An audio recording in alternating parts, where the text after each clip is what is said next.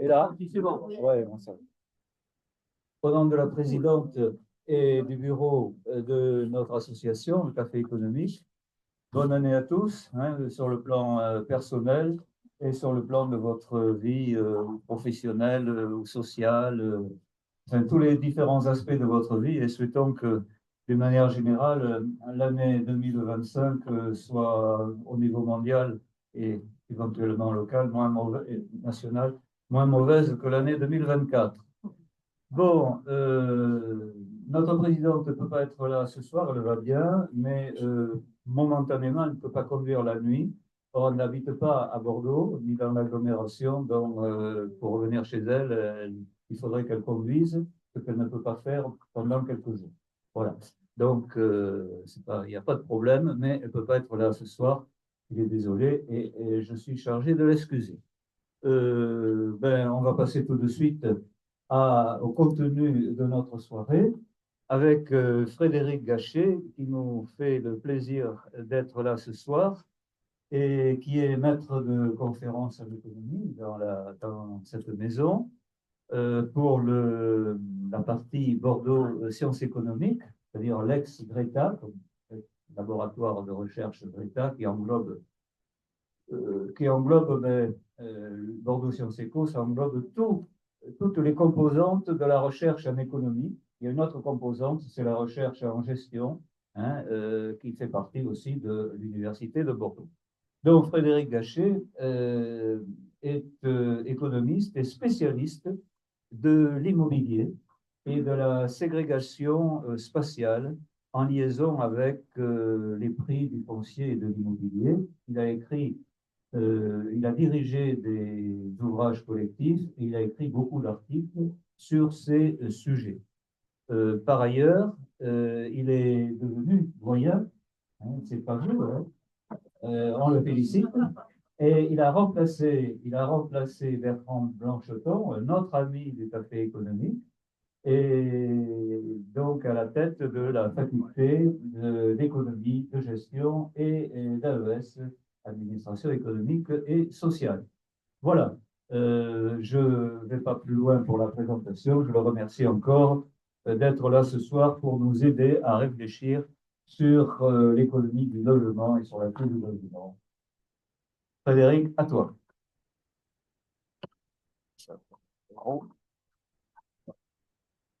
Bon, merci, bonjour à toutes et à tous, et merci pour votre invitation. J'ai fait tout à fait, j'étais quand même dans le café et tout, donc je suis content de revenir devant vous, en tout cas avant tout. Donc, c'est un scène que j'apprécie beaucoup. J'ai pas eu la gentillesse de me présenter comme un spécialiste de quelque chose. À vrai dire, une grande partie de ce que je vais vous présenter, ce n'est pas vraiment des résultats de recherche, c'est plutôt des réflexions sur un sujet. Effectivement, je travaille depuis des années sur les marchés immobiliers locaux, sur la question de ségrégation sociale et spatiale, et sur l'articulation entre les marchés fonciers immobiliers. Et progressivement, je travaille de plus en plus sur l'économie du logement. Et à partir de la discussion que j'avais eue avec Michel, voilà, je proposais de discuter un peu d'un sujet politique qui nous concerne tous, c'est celui de la crise du logement, et puis de dérouler un peu les films, ce qu'on peut dire, sur cette situation dite de crise du logement en France. J'ai projeté ici deux unes du Monde qui datent de la mi-2023 à peu près, août et septembre 2023, qui montrent que ce sujet, cette question de la crise du logement en France, elle a refait surface à partir du début de l'année 2023, et c'est en fait un épisode qui démarre en 2022 et qui était très largement, je vais y revenir dans un premier temps, à la forte et rapide remontée des taux d'intérêt qui a déclenché tout un tas d'effets en chaîne sur la situation du logement en France. Et finalement, c'est la partie la plus lisible, la plus simple à décrire de ce qu'on appelle la crise du logement, qui est cet épisode qui a démarré en 2022 et qui conduit, avec une série d'effets en chaîne, à tout un tas de blocages sur les différents compartiments du marché du logement. Et ce qui me paraît beaucoup plus intéressant, c'est de vous montrer que pour bien comprendre ce qui se passe aujourd'hui sur les différents compartiments du marché du logement, il faut dézoomer, remonter en généralité, remonter dans le temps, et voir que ce qui s'est passé depuis 2 ou 3 ans s'inscrit dans un temps beaucoup plus long, les 25 dernières années, précisément depuis la fin des années 90. Et cet épisode de crise du logement, il s'inscrit dans un contexte de logement cher, Ce sera vraiment une des clés de la réflexion que je vais vous proposer, qui est le fruit de 25 années d'inflation immobilière démarrée précisément à la fin des années 90. 98, parce qu'on pourrait tout à l'heure de façon détaillée. Et cette poussée immobilière en France, elle a des caractéristiques tout à fait singulières que je vais prendre le temps de prendre détaillées parce que ça permet de comprendre dans quel contexte de cherté du logement se sont déroulés les engrenages un peu habituels de la séquence de crise récente qu'on vit depuis 2 ans, aussi bien dans la question de la propriété que sur les marchés locatifs. Et ma troisième réflexion, ce sera d'essayer d'expliquer cette singularité de cette poussée inflationniste de l'immobilier en France depuis 25 ans. Ce n'est pas simple de se lancer dans cette tentative d'explication. Je commencerai par les explications, je dirais, les plus classiques, celles que nous livre la théorie économique la plus standard, qui explique un certain nombre de choses, pas tout, et le plus intéressant, c'est ce que la théorie économique la plus habituelle n'arrive pas à expliquer complètement sur cet épisode des 25 dernières années, qui poserait là quelques éléments de réflexion qui ne sont pas forcément complètement toujours stabilisés, mais il me paraît intéressant de discuter de ces éléments-là. Puis je dirais quelques mots en conclusion du rôle des politiques du logement là-dedans. Pas le temps on pourrait revenir dans la discussion si ça vous intéresse. On est très trop dans le détail. Dans cette philosophie de la politique du logement, on peut passer des heures et des heures, mais simplement vous proposer quelques éléments de réflexion, à la fois sur la façon dont les politiques du logement peut accompagner ce dysfonctionnement inflationniste de l'immobilier en France depuis une bonne vingtaine d'années, et terminerai par quelques notes d'espoir sur un certain nombre d'expérimentations actuelles dans les politiques du logement qui me paraissent s'attaquer davantage à la racine du problème et porteuse de solutions un peu plus intéressantes qu'on essaie de se projeter. Si je reviens d'abord sur ce qui s'est passé depuis 2022, c'est assez simple à résumer. Vous avez ici une description de l'évolution des taux de crédit à l'habitat, documentée par la Banque de France. Et ce que vous voyez se produire ici, c'est la remontée très rapide et très violente des taux d'intérêt qui se produit à partir du début de l'année 2022. En gros, les taux d'intérêt en un an, entre 2022 et 2023, repassent de 1%, le point bas qu'ils avaient atteint à la fin de 2021, jusqu'à 4%, le point haut qu'ils ont atteint au début de l'année 2023. Et vous avez la fin de la courbe ici, c'est la lente redescente qu'on vit depuis le milieu de l'année 2023, qui ramène les taux à peu près aujourd'hui entre 3 et 3,5%. Et pour passer de un an de 1 à 4%, vous voyez, ne serait-ce que dans la pente de la courbe, c'est une remontée très rapide et très violente du taux d'intérêt qui a eu des conséquences majeures sur les marchés immobiliers. La première conséquence, c'est tout simplement la très forte contraction du crédit immobilier. Ce que vous avez là, ce sont simplement les volumes des crédits immobiliers qui ont été distribués par l'ensemble des réseaux bancaires aux ménages français. Grosso modo, la remontée des taux a conduit à une division par 2 des volumes de 20 à 10 en l'espace d'1 an. Donc, vous avez une division par 2 du volume des crédits nouveaux immobiliers distribués aux ménages en l'espace d'1 an. Et qui plus est, cette contraction, cette division par 2, elle touche essentiellement les primo-accédants. Les statistiques, je ne vais pas détailler ici, la Banque de France sont très claires, sont essentiellement les primo-accédants qui ont quasiment disparu dans les agences bancaires au cours de l'année 2023. Cette contraction du crédit immobilier, cette forte remontée des taux, elle a eu immédiatement un impact majeur sur la solvabilité des acheteurs et notamment sur la solvabilité des primo-accédants, ce qui s'est traduit très rapidement par une double contraction de la production neuve que vous avez là. On prenne les statistiques sur les statistiques qui sont documentées à partir des permis de construire. Que vous preniez les logements déjà commencés ou les logements simplement qui ont fait l'objet d'un permis de construire déposé, la quantification est à peu près la même. Vous voyez, entre novembre 2022 et novembre 2024, vous avez à peu près une réduction d'un tiers du nombre de logements neufs construits sur l'ensemble du territoire national. Action évidemment tout à fait importante. Si vous regardez la pente là aussi de la contraction par rapport aux décennies précédentes. Et de la même façon, sur le marché de l'ancien, le volume de transactions, c'est-à-dire des transactions d'achat-vente de logements déjà existants, ont été réduites dans le même ordre de grandeur d'à peu près un tiers. Vous voyez qu'on a atteint quasiment 1,2 million transactions annuelles à la fin de l'année 21 au début de l'année 22. Et on est redescendu aujourd'hui à quelque chose comme 800 000, on va sans doute même finir un point bas à 700 000 transactions. Donc, on est quasiment aujourd'hui dans une division par deux du nombre de transactions sur le marché de l'ancien. Cette très forte contraction à la fois des achats de logements neufs et des achats de logements dans l'ancien, des achats en vente dans l'ancien, bah, c'est la suite des engrenages qu'on vit depuis 2 ans. Ça a évidemment un impact important sur les marchés locatifs. Essentiellement, pour une première raison, c'est que, comme je vous l'ai dit, cette contraction des achats de logements, elle a touché de façon disproportionnée les primo-accédants, et quand les primo-accédants n'accèdent plus, ben, ils restent en location, parce que par définition, s'ils sont primo-accédants, pour la plupart d'entre eux, c'est qu'ils étaient en location avant d'avoir un projet de primo-accession. Donc vous avez tout simplement beaucoup de ménages, de jeunes ménages, qui avaient des projets d'accession à la propriété, qu'ils ont annulés la journée, etc. Et donc ils sont restés en location. Et donc, vous avez une très forte contraction de l'offre locative qui a été induite par ce blocage de l'accession à la propriété depuis 2022.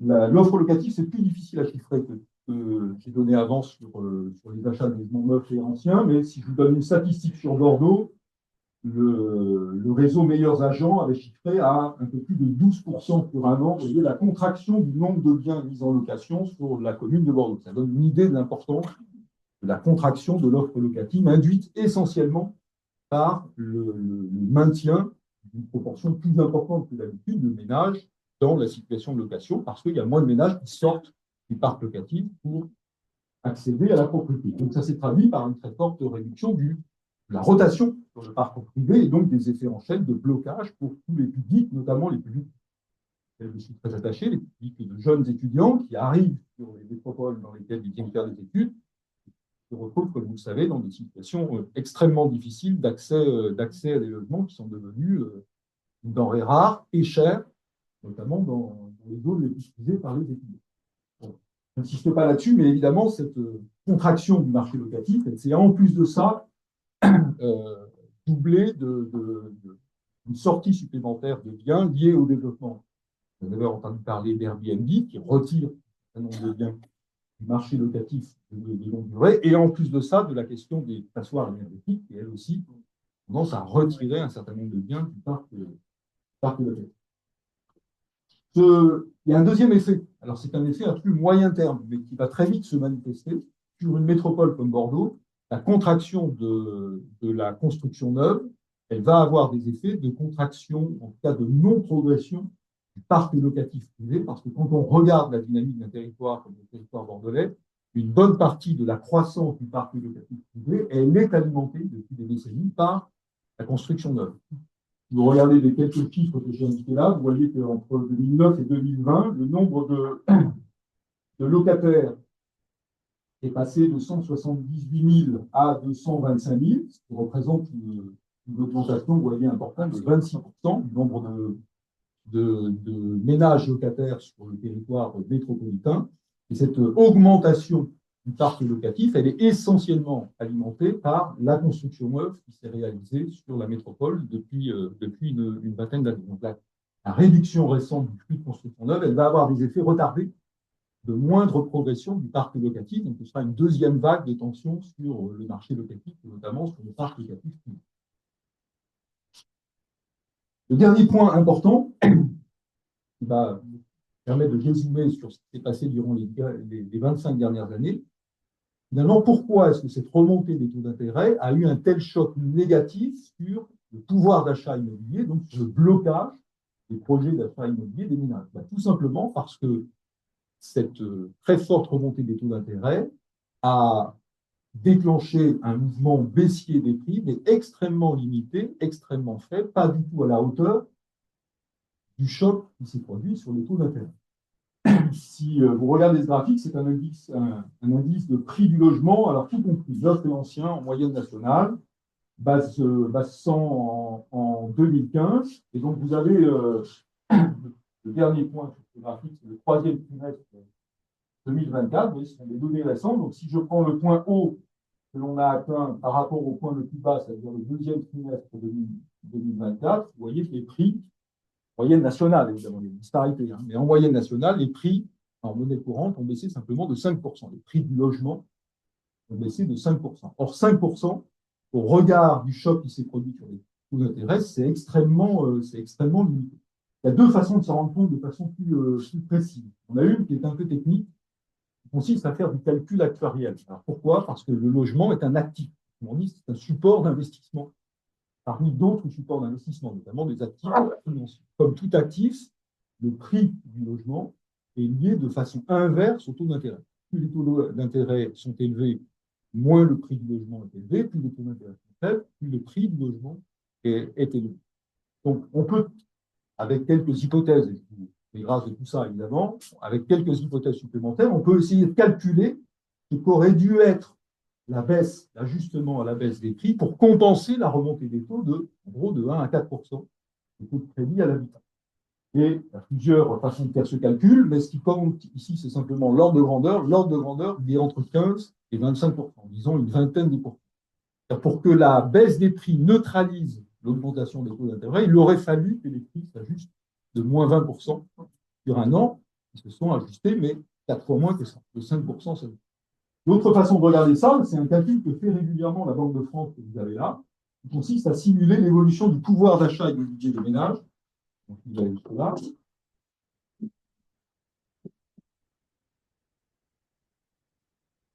Donc, vous avez ici un graphique qui vous montre l'évolution en noir du pouvoir d'achat immobilier des ménages. Donc, quand ça diminue, ça veut dire que le pouvoir d'achat immobilier baisse. Et vous avez une décomposition de la contribution de différents effets à l'évolution du pouvoir d'achat immobilier.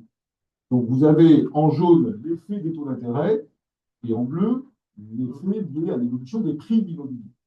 Et donc, ce que vous voyez là, en période 2022-2024, cette baisse assez marquée du pouvoir d'achat immobilier des ménages, ici, bah, c'est tout simplement lié au fait que vous avez un impact majeur de la remontée des taux, que vous voyez là. Cette décroissance ici de la contribution du taux d'intérêt, c'est l'impact de la remontée violente des taux. Et ici, ce que vous avez, c'est la contribution des prix. Vous voyez tout simplement que l'effet modérateur des prix est largement insuffisant pour compenser le renchérissement des prix de l'immobilier pour les ménages qui fait ce passage des taux de 1 à 4% en un an. Ce non-ajustement des prix, ce faible ajustement à la baisse des prix compte tenu de la violence de la remontée des taux immobiliers, c'est absolument symptomatique du régime de croissance des prix immobiliers dans lequel est entrée la France depuis une vingtaine d'années. Ça, sur lequel je voudrais insister dans un deuxième point, c'est de revenir sur une histoire un peu plus longue des cycles immobiliers en France et de regarder précisément ce qui s'est passé depuis la fin des années 90. Donc, sur ce graphique, vous avez en bleu l'indice des prix de l'immobilier dans l'ancien, l'indice à la fois sur lequel on a le plus grand recul et qui est le plus fiable, parce que c'est celui qui porte sur les volumes les plus importants. J'ai montré tout à l'heure qu'on on a même dépassé les millions de transactions par an dans l'ancien. De même ordre de grandeur, la construction neuve, c'est de 300 000 et 400 000 logements par an. L'indice des prix sur l'ancien, c'est celui qui donne la vision la plus claire de l'évolution du prix des logements en France. Donc, si vous regardez ce graphique, vous voyez depuis le milieu des années 90 jusqu'au début des années 2020, tout ça est exprimé en indice, donc c'est facile à regarder. On part d'un indice 40 ici, et on est aujourd'hui aux alentours d'un indice 130. C'est-à-dire tout simplement que les prix d'immobilier en euros courants ont été multipliés par un peu plus de 3 en l'espace de 25 ans. Ont été multipliés par un peu plus de 3. Si on regarde un peu plus en détail les étapes de cette poussée inflationniste, en fait, il y a 3 étapes. Il y a une première poussée inflationniste continue qui dure exactement 10 ans, qui démarre tout début 2018, tout début 98, et qui se termine en 2008. En 10 ans, vous voyez, les prix ont été multipliés en moyenne nationale par 2,5. C'est une inflationniste très importante. Cette poussée inflationniste, évidemment, elle a été interrompue par la crise de subprime de 2008-2009. Donc, vous avez ici la traduction de cette crise, avec une reprise très rapide qui reviendrait du marché en France, qui, dès 2010, reprend les prix qui avaient été atteints au pic de la première poussée inflationniste, c'est-à-dire en 2008. Bon, vous avez une période de relative stabilité des prix qui va de 2010 jusqu'à 2015. Et à partir de fin 2015 et 2016, vous avez une deuxième poussée inflationniste qui représente une augmentation des prix de 30% jusqu'au pic atteint en 2022, c'est-à-dire juste avant la remontée, l'épisode de remontée des taux d'intérêt dont on vient de parler. C'est important d'avoir ce repérage de deux poussées différentes, l'une qui se produit entre 1998 et 2008 et l'autre qui se produit entre 2016 et 2022, parce que je vous montrerai tout à l'heure des caractéristiques singulières de ces deux poussées qui n'obéissent pas tout à fait aux mêmes logiques économiques et géographiques. Avant d'en venir là, ce qui caractérise ces poussées inflationnistes, c'est une double déconnexion. C'est ça, sans doute, le plus important à comprendre. Une double déconnexion par rapport à l'évolution des revenus et par rapport à l'évolution des loyers. Pour bien voir ça, j'ai mis sur le même graphique ici, simplement, le même indice de prix des logements anciens. Et vous avez l'indice des loyers de l'INSEE, à la même période, et l'indice des revenus disponibles des ménages. On part en base 100 en 2001 et on va jusqu'en 2020. Grosso modo, ce que vous voyez sur cette période un peu plus réduite, c'est qu'entre 2001 et 2020, le prix de l'immobilier passe d'un indice 100 à un indice 220, donc il a augmenté de 120%. Pendant ce temps-là, les loyers ont augmenté d'un peu moins de 40% et les revenus sont proches, c'est-à-dire un peu moins de 40%. Donc, en gros, le prix de l'immobilier a augmenté 3 fois plus vite que les loyers et 3 fois plus vite que les revenus des ménages. Et cette déconnexion avec les revenus, c'est vraiment un phénomène très frappant. Un collègue du ministère de l'Équipement qui a mis ça à jour, qui s'appelle Patrick, qui a beaucoup travaillé là-dessus, qui a travaillé là-dessus sur une très longue période. Et ce graphique que je lui emprunte, c'est un graphique qui décrit tout simplement l'évolution du ratio prix immobilier sur revenu des ménages sur une très longue période en France, depuis les années 60 jusqu'à aujourd'hui. Prix d'immobilier sur revenu. Et ce qu'a montré Frigide, c'est que des années 60 jusqu'à la fin des années 90, bien sûr, le ratio prix d'immobilier revenu a connu un certain nombre d'oscillations qui correspondent à peu près aux cycles immobiliers. L'immobilier est une activité cyclique, donc il y a toujours eu des cycles immobiliers inflationnistes, des inflationnistes. Et ces cycles immobiliers, ils étaient d'ampleur très limitée, surtout il y avait des forces de retour qui ramenaient à long terme le prix du logement dans des proportions compatibles avec l'évolution du revenu des ménages. Donc, tout ça est exprimé en indice. Le fait que, vous voyez, toutes ces oscillations des années 60 et des années 90 restent entre 1,1 et 0,9, ça veut dire simplement que ce rapport prix immobilier sur revenu, il n'a jamais dépassé plus 10%, moins 10% sur toute cette période qui va des années 50 jusqu'à la fin des années 80. C'est ça qui singularise ce qu'on vit depuis la fin des années 90. Vous voyez que cette poussée dont j'ai parlé démarre en 98, qui va jusqu'en 2008, elle perce le plafond du tunnel de façon extrêmement nette et on monte jusqu'à du 1,7, 1,8, quelque chose qui est très très éloigné des points hauts historiques qu'on avait pu atteindre dans les différents épisodes de cycle immobilier inflationniste en France dans les années 60, 70, 80.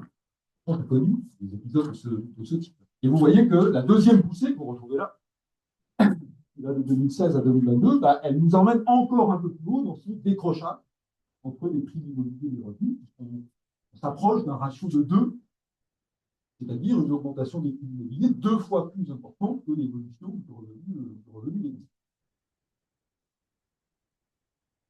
La conséquence, évidemment, de cette forte poussée des prix de l'immobilier déconnectés du revenu, elle se traduit dans l'évolution des taux d'effort. Ça, c'est vraiment l'indicateur clé pour mesurer d'un point de vue économique la situation de l'accès au logement en France, c'est de regarder ce qu'on appelle le taux d'effort, qui est tout simplement ce que pèsent les dépenses pour se loger dans le revenu des ménages, le budget des ménages. Et si on regarde ça, vous voyez, depuis 2001, alors j'ai additionné les enquêtes logement et puis d'autres sources, peu importe, on va sur les détails qui vous intéressent, pour essayer de reconstituer ça sur l'ensemble de la période. Et ce qui est important, vous voyez, c'est que vous avez une augmentation continue du taux d'effort, c'est-à-dire la part du budget que les ménages consacrent au logement, qui passe de 16 à un peu plus de 20% entre 2001 et 2020.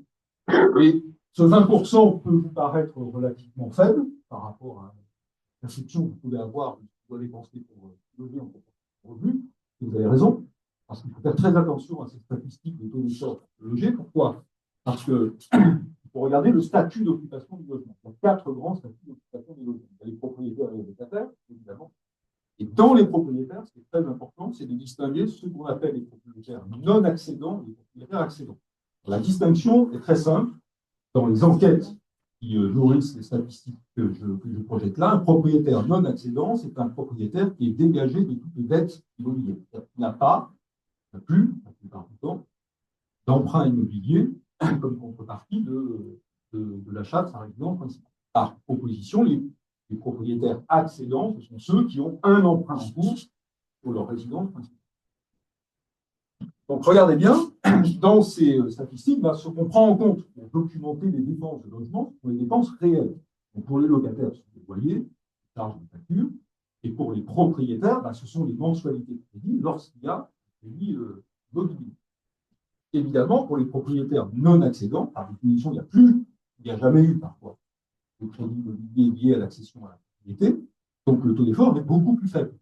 Donc, ce taux d'effort moyen, que je projette là de 20% en 2022, il prend en compte les propriétaires non accédants qui, par définition, ont un effort pour se loger qui est beaucoup plus faible que le reste de la population, qui n'ont ni loyer ni emprunt immobilier à dépenser. 10%, je vois Oui, parce qu'il reste les charges.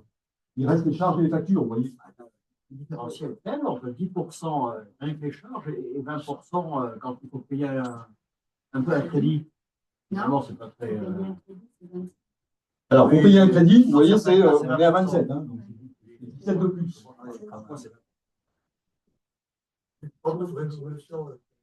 Oui, il y a aussi des travaux de rénovation. Les petits travaux de rénovation sont comptés là-dedans. Pas les gros. J'aurais pensé, moi, que les propriétaires, déjà propriétaires. Alors, il y a aussi tout simplement le fait que certains de ces propriétaires non accident, beaucoup sont à la retraite, et certains ont des revenus, par contre, qui peuvent être faibles. Et ce qui explique aussi que ce pourcentage peut être élevé, simplement parce que les revenus, notamment les revenus après le départ à la retraite, dans certains cas, c'est pour ça que c'est un peu plus compliqué à regarder. Ce qui est important, par contre, c'est de justement regarder que pour les autres catégories, évidemment, on n'est pas du tout dans ces niveaux-là d'efforts pour se loger. Vous voyez, pour les accédants à la propriété, on est aujourd'hui aux alentours de 27%.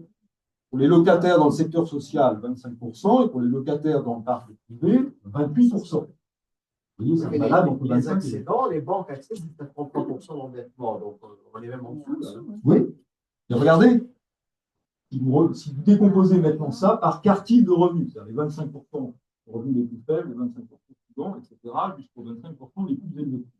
Là, vous voyez que les propriétaires accédants dans le premier quartile, ils sont à un taux d'effort de quasiment 44% de leur vie. Donc là, ils sont au-delà des 33% des critères de solvabilité bancaire.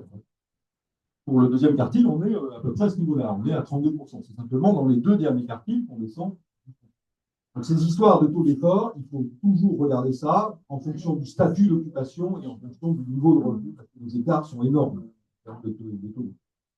Et qui plus est, je vous montrerai ça un peu tout à l'heure, les taux d'effort, ils ont surtout augmenté dans les deux premiers quartiles, beaucoup plus que dans les deux derniers, c'est-à-dire pour les revenus les plus faibles, évidemment. Le taux d'effort, historiquement, a beaucoup augmenté sur les dernières décennies. Un mot, avant de venir au troisième point, sur la question des loyers, parce que c'est une question compliquée. Si je regarde, je vous l'ai déjà montré, mais j'ai un peu sous les yeux ici, si on regarde l'indice d'évolution des loyers de l'INSEE, la série des indices de l'INSEE ici, et l'indice d'évolution du revenu des ménages. Sur la période, vous voyez, 2001-2020, on a des évolutions qui sont très comparables. Vous voyez, on montait un peu plus vite que le revenu des ménages, mais l'écart n'est pas considérable. Ça devrait conduire à observer une relative constance du taux d'effort pour se loger s'il n'y a pas de changement important sur les surfaces occupées, par exemple, ou des choses comme ça. Or, je vous ai montré à l'instant que ce n'est pas du tout le cas, puisque vous voyez que les locataires dans le parc privé, par exemple, sont passés de 23 à 28% de taux d'effort, c'est-à-dire qu'une part de leur revenu beaucoup plus importante qu'avant se loger dans le parc privé. Donc, il y a un problème. De donne à voir les indices d'évolution des loyers ne traduit pas la réalité d'un effort croissant des locataires dans le parc privé, mais c'est vrai aussi d'ailleurs dans le parc social, pour se loger. Que pèsent les loyers dans leurs revenus. Il y a deux explications. La première explication, est un peu technique, c'est que l'indice des loyers, il est évalué à qualité constante. Pour mesurer l'évolution des loyers, ce que fait l'INSEE, c'est que l'INSEE essaie de simuler ce que serait l'évolution du loyer d'un même logement dont les caractéristiques resteraient identiques de période en période. Donc, il neutralise l'évolution des caractéristiques, passe, confort, isolation, des logements dans le temps. Or, quand on regarde l'évolution entre les loyers réels, c'est-à-dire le montant des loyers payés par les locataires, et l'évolution de l'indice de l'INSEE, ce que donne cette courbe-là. Vous voyez que ça ne cesse d'augmenter depuis les années 70. Ce qui veut dire que les loyers réels augmentent beaucoup plus vite que l'indice des loyers que calcule l'INSEE pour décrire cette évolution. Tout simplement parce que la taille des logements augmente, parce que la qualité des logements augmente. On peut s'en réjouir, mais ça veut dire que les loyers réels payés par les locataires évolue beaucoup plus rapidement que simplement le loyer qui paierait s'il restait dans le même logement avec la même qualité il y a 10, 20. Il y a une deuxième raison à cela, simplement que les locataires, aussi bien dans le parc privé que dans le parc social, ont des revenus qui progressent beaucoup moins vite que le reste de la population. Donc vous avez des loyers réels qui augmentent plus vite que l'indice des loyers, vous avez population des locataires qui est de plus en plus la population qui n'accède pas à la propriété. On a une population dont les revenus sont beaucoup moins dynamiques. Vous avez ça sur ce graphique. Vous voyez, ça, c'est l'évolution des revenus des deux catégories de propriétaires dont je vous ai parlé. Ça, c'est l'évolution des revenus de catégories de locataires, dans le parc privé, dans le parc public. Vous voyez que les revenus, évidemment, stagnent pour la population des locataires, alors qu'ils progressent en général pour la population des propriétaires. Donc, en fait, la situation des locataires se dégrade pour ces deux raisons.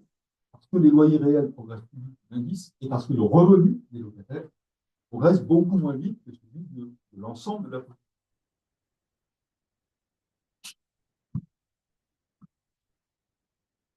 On en vient maintenant aux explications. Pour bien caractériser ce qui s'est passé en France depuis 25 ans, j'ai construit ici un graphique où je compare ce qui s'est passé en France avec ce qui s'est passé dans la moyenne des pays de l'OCDE. C'est-à-dire une trentaine de pays les plus riches de la planète. Donc, vous avez deux indicateurs ici que j'ai déjà projetés. Ça, c'est l'indice de prix. Alors que j'ai démarré ici, vous voyez, indice 100 en 1996. L'indice de prix déflaté de l'inflation du logement en France. Et là, vous avez le même indicateur moyen pour une trentaine de pays de l'OCDE. Le deuxième indicateur que j'ai mis sur ce graphique, c'est le ratio prix-revenu que je vous ai montré tout à l'heure, là aussi en France et dans l'OCDE. Quand vous regardez ce graphique, ce qui saute aux yeux, c'est la singularité de ce que vit la France depuis 25 ans. La première chose, vous voyez, c'est que la poussée inflationniste, elle est beaucoup plus marquée. Elle existe aussi, notamment sur la période 1998-2008. Elle s'est produite aussi dans la plupart des autres pays de l'OCDE, mais avec une intensité beaucoup moins importante. Vous voyez, l'indice passe ici de 100 à 130, 140 sur la même période, quand il passe de 100 à 210 dans le cas de la France. Donc, vous avez une poussée inflationniste beaucoup plus importante, notamment dans la première phase. Beaucoup plus dans la première phase, vous voyez que l'écart se creuse ici. Les évolutions sur la deuxième phase, dont je vais parler de la deuxième poussée, sont un peu plus parallèles. Et la deuxième chose qui est marquante, c'est que la correction des prix à la baisse se fait avec beaucoup moins d'intensité relative en France que dans la moyenne des pays de l'OCDE. Quand vous regardez l'évolution de l'indice des prix en France, vous voyez que la correction liée à la crise de 2008-2009, elle a été d'ampleur et d'amplitude très limitée en France, avec un rebond très rapide, et beaucoup moins le cas dans la moyenne des pays de l'OCDE où la correction a été plus importante relativement à ce que développé la hausse et plus prolongée dans le temps. Et c'est un scénario qui se répète sur les phases ultérieures. Vous avez comme une espèce de résistance à la baisse qui s'installe dans cette dynamique des prix de l'immobilier. Ce qui m'a conduit à emprunter une expression à un collègue de l'OFCE, Xavier Tringot, qui a commencé à parler de bulle robuste. Cette expression me paraît intéressante, au moins comme point de départ, une réflexion sur la singularité de l'espèce de régime des prix de l'immobilier dans lequel on est rentré progressivement depuis une vingtaine d'années. Une bulle robuste, c'est-à-dire une bulle qui, notamment aux bulles classiques, n'éclate pas en cas de choc majeur, avec des ajustements à la baisse très limités, et puis des prix qui repartent très rapidement à la hausse, et qui éloignent un peu plus encore le prix de l'immobilier de l'évolution des revenus des ménages. Et vous voyez que ce qui s'est passé dans le décrochage entre prix et revenus, là aussi, comparer cette courbe-là avec cette courbe-là, le décrochage s'est produit, mais avec beaucoup moins d'intensité dans les pays de l'OCDE en moyenne que ce qui s'est passé. Ce décrochage, là aussi, c'est vraiment une singularité. Alors, comment expliquer ça? C'est là que les choses se compliquent. La première façon d'essayer d'expliquer ça, c'est de regarder ce qu'on appelle les fondamentaux. Alors, les fondamentaux, c'est assez simple.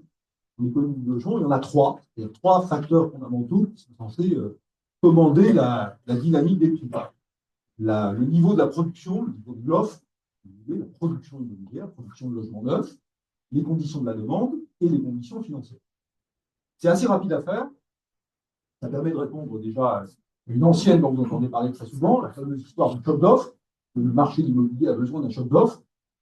Répondre par un choc d'offre, c'est supposer que le problème, fondamentalement, c'est l'insuffisance de la production. Or, lorsqu'on regarde les données françaises et les données comparatives, cette explication est tout sauf crédible. Si vous regardez ici, la chronique de la... Ça, c'est le niveau le nombre de logements annuels produits en France sur très longue période. Donc, le cycle haussier dont on est en train de parler, vous voyez, il démarre en 98, il démarre ici.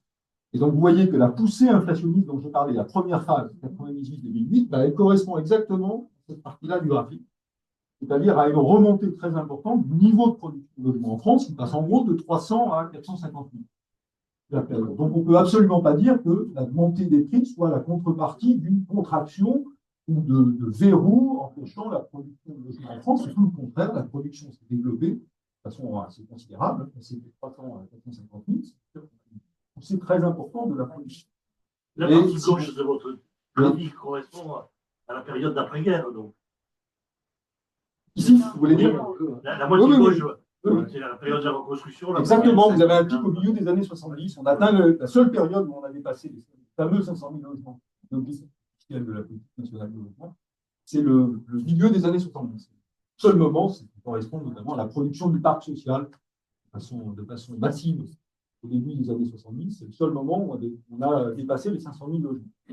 Vous avez ensuite, à la fin des années 70, une contraction très importante de la production de logements en France, qui coïncide très largement avec ce qu'on appelle la réforme Barre, c'est-à-dire la réforme des 77, qui coupe les crédits des aides à la pierre et qui bascule sur les aides à la personne, couplé évidemment avec le choc pétrolier, c'est ça qui explique évidemment la contraction qui est importante. Et ce qui est important, c'est de regarder la période qui nous intéresse, de 98 à aujourd'hui. Vous voyez, on est sur un rythme moyen d'un tout petit peu moins de 400 000 logements par an. Et si vous regardez ce qui s'est fait dans les années 80 et 90, on était à un petit 300. C'est-à-dire que la production moyenne sur cette période, c'est à peu près 100 000 de plus que ce qu'on sortait chaque année dans les années 80 et 90. Donc l'histoire d'une inflation immobilière française qui s'expliquerait essentiellement par une incapacité à construire des logements, tout simplement qui ne tient pas la route. Il y a une deuxième façon de regarder ça, c'est tout aussi convaincant, qui est de comparer le niveau de production en France par habitant à d'autres pays européens. Et la conclusion, c'est que la statistique ici est donnée pour 2015, la France est tout simplement le pays européen qui construit le plus de logements par habitant au milieu des années 2020. Donc l'histoire de l'insuffisance de la production, elle ne tient pas la route. Je ne veux pas dire, attention, je ne veux pas dire qu'il n'y a pas des problèmes de production de logement à certains endroits, sur certains territoires, à un certain niveau de prix, et accessible à certains niveaux de population. Mais ramener ça à un problème quantitatif ou à une incapacité du système de production de logement français à produire des logements, c'est pas qui nous a fait là. Deuxième fondamental, la demande. Donc, la demande, c'est principalement deux choses, les revenus et la démographie. Les revenus, je vous l'ai déjà montré, ils ont progressé sur la période, sur l'ensemble de la période qui prend en considération une trentaine de pourcents, entre 30 et 40%. Ça explique une partie naturelle de l'augmentation des prix de l'immobilier. Il est normal que les prix de l'immobilier suivent l'augmentation des revenus. C'est une prédiction tout à fait rigoureuse de la théorie sur le sujet. Et également, ça explique une part très faible de l'inflation que je vous ai présentée. Le deuxième facteur du côté de la demande, c'est la question démographique.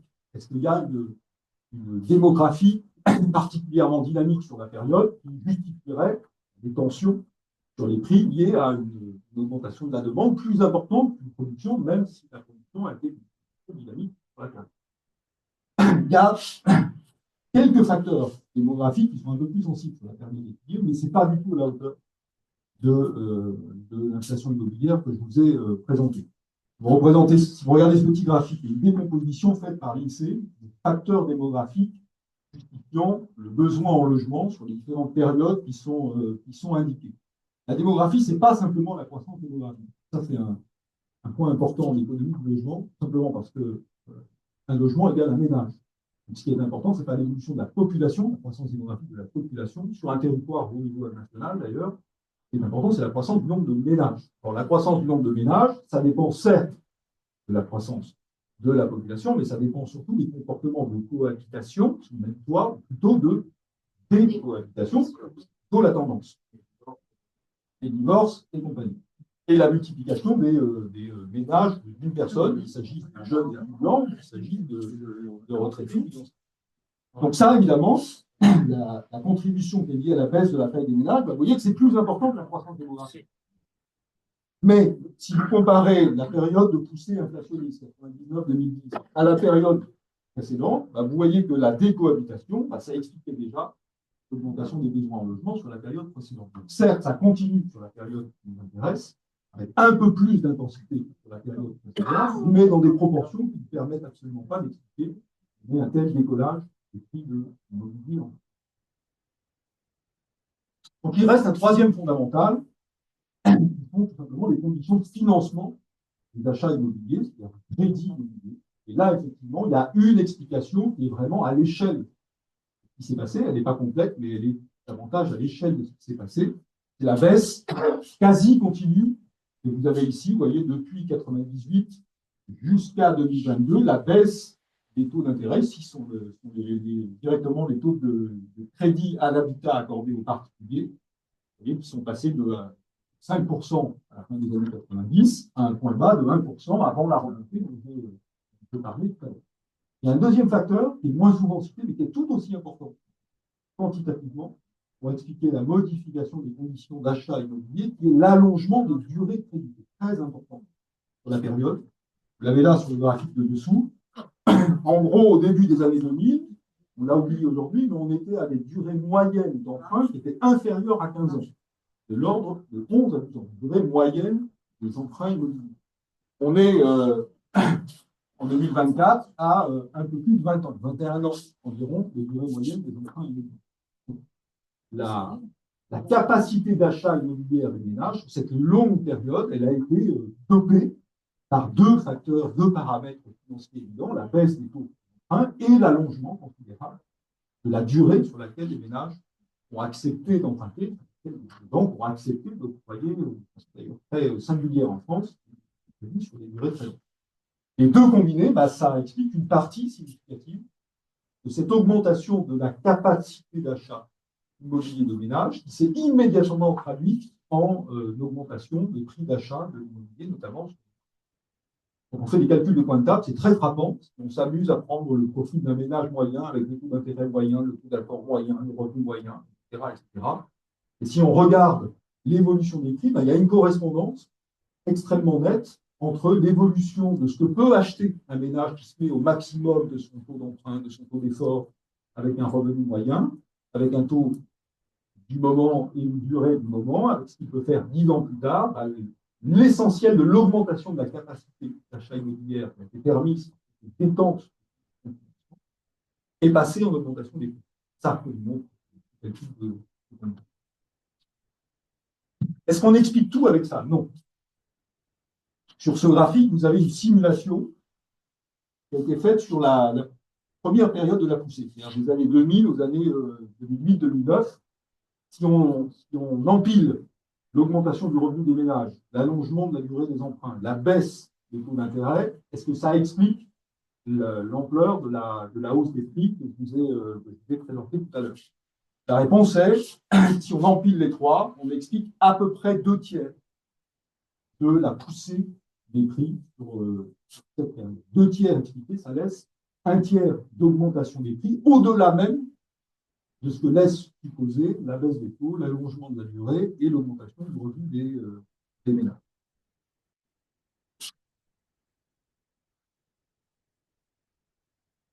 D'où la nécessité d'aller chercher d'autres explications.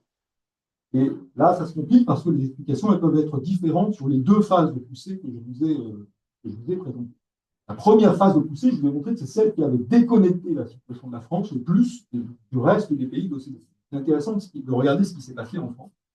Ici, il y a une explication qui a été proposée par deux collègues de Dauphine, qui fait porter la responsabilité d'une partie de ce qui s'est passé sur cette période sur la génération du baby boom.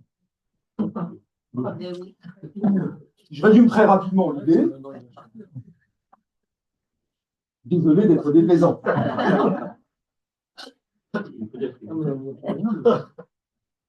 L'idée de Simon et de sa fille consiste à dire tout simplement la période de forte inflation des prix, 98-2008, la première poussée inflationniste, elle correspond à peu près exactement à la dernière décennie d'activité de la génération du baby boom. Ce qui démarre en 2009-2010, bah, c'est le départ à la retraite massif de cette génération du baby boom. Et lorsque on met simplement sur un graphique le ratio entre les plus de 60 ans et les moins de 20 ans, et cette courbe-là, et l'évolution des prix immobiliers, là, on a l'impression qu'il y a un rapport entre les deux. C'est-à-dire que ce ratio, vous voyez, il reste stable sur la période de poussée des prix, parce que la génération du baby boom est encore en activité, encore en tout temps, et il augmente violemment, le ratio, lorsque cette génération nombreuse du baby boom bascule, après 60 ans, elle bascule simplement situation de retraite. Donc l'idée est la suivante, cette génération du baby boom, nombreuse, ayant souvent accédé massivement, les générations précédentes, et tôt à la propriété, arrivé, disons, à la cinquantaine, a été très largement dégagé des emprunts immobiliers qui avaient été souscrits, qui étaient remboursés d'ailleurs par l'inflation, toute cette génération, dans les années 70, et donc se retrouve à l'âge de 45-50 ans avec la propriété d'une résidence principale, plus d'emprunts immobiliers et une dizaine d'années d'activité sommet de sa carrière professionnelle pour un certain nombre d'entre eux, pour préparer les conditions de sa retraite. Et comment préparer les conditions de sa retraite? De deux manières principalement, soit en faisant un type d'investissement bien particulier qu'on appelle l'investissement locatif, qui consiste à acheter des logements pour les louer, en empruntant sur une dizaine d'années si nécessaire. Pendant 10 ans, les loyers remboursent à peu près l'emprunt, mais au moment où je partirai à la retraite, l'emprunt sera remboursé et puis ce loyer viendra compléter ma pension de retraite du moment. Deuxième façon, en achetant massivement des résidences secondaires qui peut-être vont se transformer en résidence principale au soleil au moment du départ à la retraite. L'intérêt de cette théorie, c'est que si on regarde ce qui s'est passé sur des territoires très différents, 4 départements ici, très très différents les uns des autres. La Creuse, le Jura, Paris, les Alpes-Maritimes. Là, il se passe des choses très similaires sur des territoires qui sont pourtant très différents. Donc, ce que vous avez, attention, ici, c'est le taux d'évolution des prix et l'évolution du fameux ratio plus de 60 ans sur moins de 20 ans. Donc, vous voyez, par exemple, dans la Creuse, jusqu'en 2005, le ratio reste stable, il augmente rapidement à partir de 2006, 2007, 2008. C'est le moment où, dans ce territoire, la population du baby boom passe au-dessus de 60 ans. Vous voyez que le rythme d'évolution des prix, il augmente tant qu'on reste là, et il baisse totalement le rythme d'évolution jusqu'à devenir négatif dès l'instant que cette génération nombreuse bascule à la retraite. Et c'est quelque chose, on va pas détailler les autres cas, mais qui se répète, ce schéma-là se répète à peu près de la même manière sur des territoires complètement différents des uns des autres. Donc, il semble y avoir effectivement un rapport entre le comportement d'investissement immobilier particulier de cette génération de boom et la dynamique des prix qui s'est produite sur les années 2010.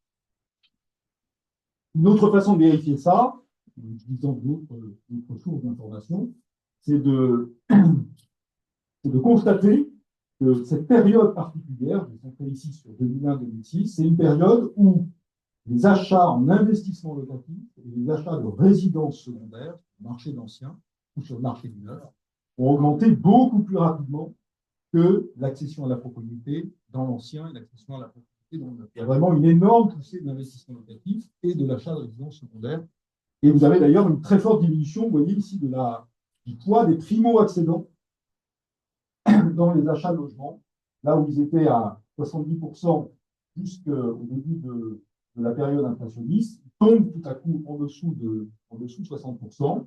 On reste à 60% une dizaine d'années, et puis ça remonte à la sortie de cette inflation. Donc il y a bien plein d'éléments qui cadrent avec cette idée que ce comportement d'investissement immobilier de la génération de baby boom, elle a quelque chose à voir avec ce qui s'est passé dans cette poussée inflationniste entre 2000 et 2010. Deuxième explication complémentaire, cette fois sur la deuxième poussée inflationniste, celle qui s'est produite dans les années 2010. Elle a une singularité, cette deuxième poussée, qui est une singularité géographique. Là, je reviens à des choses sur lesquelles j'ai particulièrement travaillé. Je vous ai ici représenté, en gris, vous retrouvez le même indice des prix que je l'ai déjà montré, en moyenne nationale, uniquement sur les appartements, qui est très proche avec les maisons.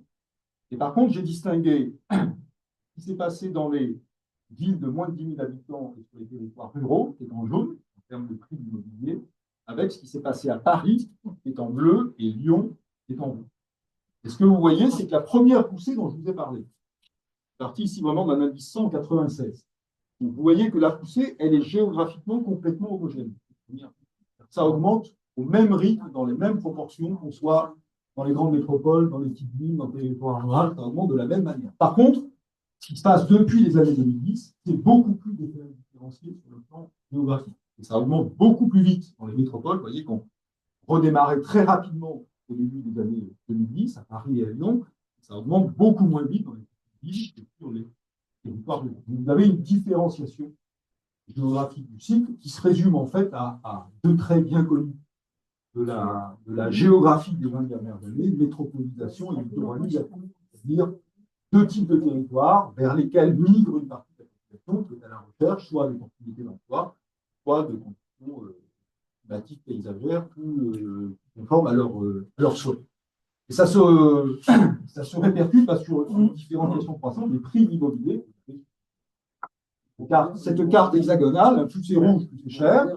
Sans grande surprise, c'est devenu très cher dans les zones métropolitaines et sur les espaces littoraux. Donc ça explique une partie de cette deuxième poussée inflationniste française. Il y a tout simplement un mouvement important de déplacement de la population vers les métropoles et vers les littoraux qui pousse évidemment à la hausse des prix sur ces territoires. Les biens qui sont sur ces territoires se vendent facilement, ils se vendent très cher. Et à côté de ça, vous avez des territoires dans ce qu'on appelle la diagonale du vide, qui est ici. Les prix sont bas, voire en baisse, et surtout, il y a beaucoup de biens qui simplement ne trouvent jamais preneur. Rappelez que l'indice des prix est calculé sur les transactions qui ont lieu. Les biens qui ne sont jamais vendus, par définition, ils ne rentrent pas dans le calcul. Vous avez une partie de ce qui se passe dans 2010 qui est liée simplement à ça, à cette pression sur les territoires métropolitains et sur les territoires littoraux. Le point à l'est de Lyon, là. Ah, ça, c'est les zones frontalières. Non, à l'ouest, pardon, à l'ouest de Lyon. Saint-Étienne. Ah, non, ça, c'est Celui-là, hein, oui. Ah, non, ça c'est clair. Non, ça c'est clairement. Saint-Étienne, je crois, il y a légèrement plus bas. Non, il y a le Cantal dessous. Ah oui, ça c'est Lyon. La Loire au-dessus du Cantal.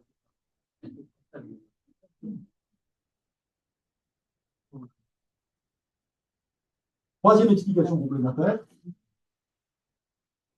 peut-être la plus intéressante à discuter, même si c'est la moins claire. Transformation de la propriété immobilière. Je vous ai parlé tout à l'heure des propriétaires non accédants, ceux qui ont accédé à la propriété, qui sont dégagés de toute dette immobilière. Mais ce que je vous ai montré tout à l'heure, simplement, c'est leur taux d'effort, beaucoup plus faible évidemment que celui des autres catégories d'occupants des logements. Et ce qui est important, c'est de mesurer leur poids aussi.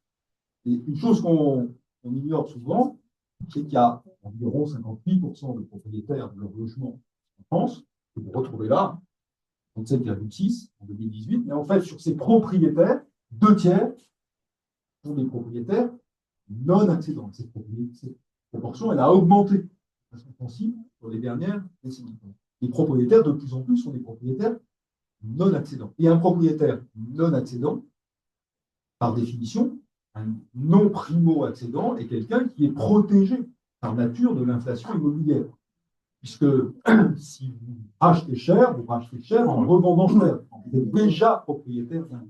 Donc il y a une différence. Cette inflation immobilière, évidemment, elle crée une disparité croissante entre ceux qui sont déjà propriétaires, qui sont en quelque sorte assurés contre l'inflation immobilière en termes de capacité à pouvoir changer de logement. Ils le rachètent cher en revendant cher, ce n'est pas un problème. C'est le moment où on peut rester dans la même zone géographique, par exemple. Et les primo-accédants, pour lesquels, évidemment, ce décollage immobilier est complètement déconnecté de leurs revenus, ne leur permet plus de rentrer dans l'accession à la propriété. Qui plus est, il y a évidemment une question, je vais y venir après, une question de captation de la rente foncière de ces propriétaires qui, évidemment, sont les gagnants en termes de patrimoine, de cette formidable appréciation de leur patrimoine immobilier, qui est en fait essentiellement la captation de la rente foncière. C'est essentiellement le terrain qui est sous la maison ou sous l'appartement. Donc, si je résume ces transformations de la propriété immobilière, une part dominante de propriétaires non accédants, immunisés en quelque sorte contre l'inflation immobilière, donc intéressés à ce que cette inflation immobilière se perpétue. Ça ne leur pose pas de problème de mobilité et ça augmente la valeur de leur patrimoine, ce qui se traduit par une accession à la propriété de plus en plus inégale. Vous avez ici un graphique qui vous montre l'évolution de la part de propriétaires parmi les jeunes ménages en France, mais par quartile de revenus. Ce que vous voyez, c'est comment l'accession à la propriété dans les 25% de jeunes ménages aux revenus les plus faibles se casse la figure sur longue période, vous voyez, des années 70 jusqu'aux années 2010, là où il y avait 30% de ces jeunes ménages, des 25% de revenus les plus faibles, qui accédaient à la propriété dans les années 70, ils ne sont plus qu'une quinzaine de pourcents, moitié moins accéder à la propriété au début des années 2010. En fait, ça se casse la figure fortement dans le premier quartile, ça diminue aussi tendanciellement dans le deuxième quartile, et ça n'augmente que pour les deux autres quartiles, c'est-à-dire la moitié de la population au-dessus des revenus médians. Donc vous avez des écarts croissants dans la capacité à continuer à accéder à la propriété. Dans les 58%, là, on sait dire à peu près ceux qui sont soit en immeuble, en appartement, ou ceux qui sont en maison individuelle. Il y a une très forte proportion de logements individuels. Ils sont de toute façon le mode de production des logements dominant en France, même si dans une métropole, ce n'est pas forcément l'impression qu'on en a, mais en fait, agrégé au niveau national, le logement individuel reste la forme dominante de production et d'accession à la propriété. Troisième phénomène, celui-là très intéressant parce qu'on s'est documenté précisément depuis peu de temps, le développement de la multipropriété immobilière. Très longtemps, c'est resté un sujet obscur, la propriété immobilière, tout simplement parce que, comme vous le savez, beaucoup de propriétaires d'immobilier ont un tas de raisons, y compris fiscales, des montages sous forme de sociétés immobilières. Donc, il est très difficile de retracer la propriété des personnes physiques, la propriété immobilière des personnes physiques. Et ça a été fait par un travail entre le CEREMA et l'INSEE assez récemment, quelques années, qui permet de commencer à produire des statistiques tout à fait éclairantes sur la possession du patrimoine immobilier en France. Et de l'autre chiffre marquant publié par l'INSEE, un quart des ménages sont propriétaires de quasiment 2/3 du parc de logement en France. Donc il y a une énorme concentration de la propriété immobilière, petite partie de la population, un quart des ménages propriétaires. Et j'ai rajouté cette carte ici qui vous montre le poids que représentent les logements possédés par des ménages possédant 5 logements ou plus dans un certain nombre de zones urbaines en France. Plus c'est jaune, plus c'est élevé. Et vous voyez que ça jaunit systématiquement dans les zones centrales. Ça veut dire simplement que ces logements sont possédés par des multi-propriétaires, qui possèdent plus de 5 logements, ce sont essentiellement des logements de centre-ville à très fort potentiel de valorisation immobilière. Tout ça conduit à se poser une question, à mon avis, une vraie question très importante, qui est celui de retour à un régime de rente, qui est la rente foncière, mais non plus la rente foncière rurale et agricole, mais beaucoup plus la rente foncière urbaine. Aujourd'hui, il y a une façon d'essayer de quantifier ça. Je suis amusé à prendre les comptes de patrimoine de l'INSEE qui permettent en fait de calculer la valeur chaque année du patrimoine foncier, du patrimoine immobilier, en distinguant la valeur des constructions, et notamment des logements, partie la plus importante, évidemment, et la valeur des terrains sous-jacents. Il y a des terrains supportant des bâtiments, des ouvrages. Donc, en 2022, ça veut dire, vous voyez, que la valeur totale des constructions, c'est quelque chose comme 10 000 milliards, dont 5 700 milliards simplement pour le logement. Mais la valeur des terrains, et notamment des terrains, c'est l'essentiel, qui supportent les bâtiments ou les ouvrages, c'est un peu plus de 7 000 milliards. Et quand on regarde comment ça a évolué, c'était 600 milliards en 1997, juste avant le début du cycle aussi. C'est-à-dire que ça a été multiplié par deux. Or, tout ce que j'ai raconté depuis le début de l'évolution des prix de l'immobilier, pour l'essentiel, ça n'a rien à voir avec l'amélioration de la qualité des logements. Évidemment que parfois, il y a des travaux d'amélioration, d'isolation, etc., d'extension, tout ce que vous voulez. C'est marginal. Lorsque le prix d'un logement augmente, pour l'essentiel, cette augmentation de prix, elle est capitalisée dans la valeur du terrain sur lequel est construit ce logement. C'est le foncier qui capitalise la valeur. Bâti, par l'État, il ne bouge pas. Il bouge très peu, de façon marginale. Donc, c'est bien de la rente foncière. C'est capitalisé dans la valeur du sol sous-jacent à la construction, maison individuelle ou immeuble. Donc, ça veut dire que pour les heureux propriétaires de ce patrimoine valait 600 milliards d'euros à la fin des années 90, et il vaut 7 000 milliards d'euros aujourd'hui. Il a été multiplié par 12 quand la valeur des constructions, vous voyez, il a été multiplié par 3 à peu près, puisqu'on a. Donc, il y a une formidable captation de la rente foncière qui est la conséquence de cette inflation immobilière depuis 25 ans et qui vient évidemment grossir le patrimoine foncier immobilier des ménages, la fraction des ménages qui détiennent, elles sont très inégales, le patrimoine immobilier. Deuxième indicateur intéressant, c'est un tableau que j'emprunte à deux collègues, Ranois et Vasmer. On fait une comparaison qui me paraît très éclairante sur ce que pèse le patrimoine immobilier dans l'ensemble de la richesse détenue par les ménages dans différents pays. Situer un peu la France. Donc, vous voyez, là, en France, décomposer le patrimoine en deux éléments, le patrimoine financier et le patrimoine non financier, essentiellement le patrimoine immobilier, ben, vous voyez qu'en gros, 2/3 du patrimoine en France, c'est du patrimoine non financier, et là-dedans, sur les 65, ben, 63, c'est du patrimoine immobilier. Mais si vous comparez ça avec les autres pays, vous voyez que la France est le pays dans lequel le patrimoine immobilier pèse de loin le plus lourd. On compare ça aux États-Unis, c'est frappant. Les États-Unis, 10% de la richesse est financière, seulement une trentaine de pourcents financière, et là-dessus, 25% qui est représenté par le patrimoine immobilier. En France, c'est quasiment de 63%.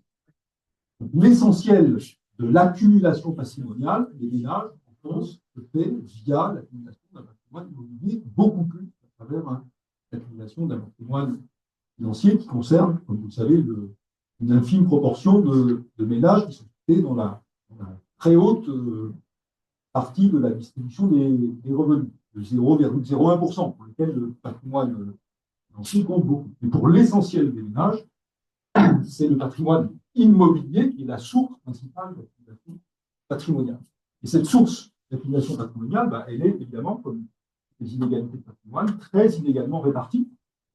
Vous avez ici une répartition du patrimoine immobilier brut par décile de revenus.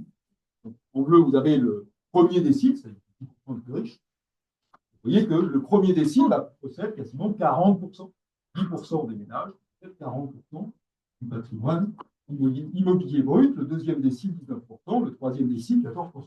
Les trois premiers déciles de revenus possèdent, vous faites l'addition simplement, 40 plus 20, 60, et à 3/4 du patrimoine immobilier qui est possédé par les trois premiers déciles de revenus.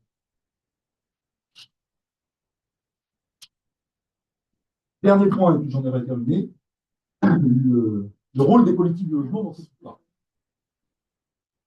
Sans vouloir être trop long sur ce sujet, il y a un trait qui me paraît intéressant à discuter, c'est une caractéristique très spécifique de la politique du logement depuis une vingtaine d'années, qui est l'accent qui a été mis sur ce qu'on appelle les aides à la pierre, c'est-à-dire le soutien à la construction de logements, mais sous la forme de la défiscalisation de l'investissement locatif.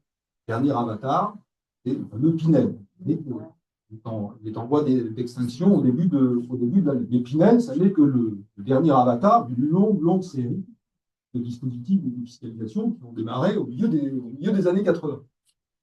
Et cette politique, elle a pris une importance considérable dans l'ensemble des politiques d'aide à la pierre, c'est-à-dire de soutien à la construction de logements en France. Elle a représenté jusqu'à un peu plus de 2 milliards d'euros de dépenses annuelles, ce qui représente pas loin de la moitié de l'ensemble de ce que coûte la politique du logement social en France. C'est un ordre de grandeur. C'est considérable. Et cette politique de soutien, de défiscalisation de l'investissement, elle a quelques caractéristiques qui me paraissent tout à fait en résonance avec ce qui s'est passé. Un, elle est clairement inflationniste. Les travaux, je ne peux pas le détailler ici, mais qui montrent bien ça. C'est-à-dire qu'elle a accentué l'augmentation des prix, notamment là où se sont concentrés ces logements construits sous régime de défiscalisation, le fameux logement même. Bordeaux est un bon exemple, d'ailleurs. Certains quartiers bordelais qui ont été investis complètement par de logements défiscalisés. La deuxième caractéristique de cette politique, c'est qu'elle a été essentiellement construite pour garantir un volume de production et de commercialisation suffisant pour les promoteurs immobiliers. La statistique est impressionnante. Sur les 15 dernières années, le tunnel de ses équivalents précédents, c'est la moitié des ventes des promoteurs immobiliers. Un logement sur deux vendu par les promoteurs depuis 15 ans, c'est vendu via un régime de défiscalisation. Donc les promoteurs sont devenus des véritables administrateurs. Et cette politique publique, politiste, Nicolas, un très bon bouquin là-dessus, qui parle de politique publique par délégation aux acteurs privés. L'État a en quelque sorte ouvert le guichet de la défiscalisation et laissé les promoteurs faire la promotion, sans mauvais jeu de mots, de ce produit défiscalisé, ou évidemment une très bonne façon pour eux de commercialiser à très haut prix qui sort de leur programme. Pour un deuxième exemple, le soutien à l'accession à la propriété sous forme de crédit d'impôt, version Sarkozy, quelques années maintenant, que ce soit sous forme de prêt à taux zéro, qui est une formule qui a beaucoup évolué ces dernières années, ces formes-là de soutien à l'accession à la propriété, sous couvert de vouloir résoudre les problèmes d'accession à la propriété, sont en fait très clairement inflationnistes. C'est-à-dire que tout l'argent que vous mettez, que ce soit en crédit d'impôt ou en prêt à taux zéro en soutien, évidemment, est essentiellement par une augmentation du prix que peuvent mettre ces ménages-là pour accéder à la propriété. Donc ça finit en fait, dans la poche des vendeurs, et non pas dans une amélioration des conditions financières des ménages qui prétendent. Donc il y a toute une partie des politiques du logement qui ont clairement un biais inflationniste. Deuxième élément de réflexion, la politique du logement social, elle, par définition, elle a la capacité à maintenir une accessibilité pour le parc locatif et logement à la population compte tenu de revenus, parce qu'elle est conçue pour ça, la politique du logement social. Simplement, cette politique du logement social, elle est fragilisée depuis plusieurs années. Elle est fragilisée, pour aller vite, pour trois raisons. La première, c'est parce que simplement l'État a clairement baissé le niveau de soutien qu'il apporte aux filières de production du logement social. Il a baissé directement, l'État, les aides versées, les subventions versées pour le bouclage des opérations de production du logement social, et surtout, il a ponctionné les fonds propres des bailleurs sociaux, une opération dont vous avez parlé au début du premier quinquennat d'Emmanuel Macron. Et tout ça, évidemment, ça s'est traduit par une capacité croissante à produire du logement social. Il y a un deuxième facteur de fragilisation, c'est simplement l'augmentation des coûts, et notamment des coûts fonciers auxquels sont exposés les bailleurs sociaux. Il y a un troisième facteur de fragilisation dont on est en train de mesurer l'ampleur aujourd'hui, qui est le développement de ce qu'on appelle les achats par les bailleurs sociaux en VFA, en vente en état futur d'achèvement, c'est-à-dire que de plus en plus, les bailleurs sociaux ne construisent plus directement les logements sociaux, mais ils achètent les logements sociaux des programmes de production immobilière, des parties de programmes de production immobilière. 1 sur 2, à peu près, les dernières années. La moitié des logements sociaux qu'on annonce comme des productions de logements sociaux sont en fait des achats en VFA des bailleurs sociaux auprès des producteurs immobiliers. Or, quand la promotion immobilière se casse la figure, l'activité a toujours été cyclique, et donc elle est en train de se casser, mais elle emporte avec elle des possibilités, évidemment, d'achat en VFA par des bailleurs qui se sont habitués à développer leur parc social par ce biais-là. Ils sont beaucoup moins qu'avant habitués à mener eux-mêmes les projets. Donc le secteur social, le secteur du logement social a perdu une partie de son caractère traditionnellement contracyclique. C'est-à-dire qu'il maintenait un niveau de production quand la production privée.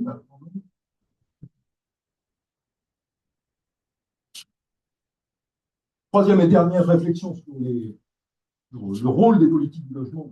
Il y a les aides à la pièce, les aides à la construction, on en a parlé, puis il y a les aides à la personne, l'allocation logement, l'APL. Or ici, je veux dire rapidement trois choses. Un, elles gardent un caractère très fortement redistributif, les aides au logement. C'est-à-dire qu'elles sont très concentrées sur les deux premiers déciles de revenus, et pour ces deux premiers déciles de revenus, elles induisent une très forte réduction du taux d'effort. Ce qui se passe avant et après versement des aides.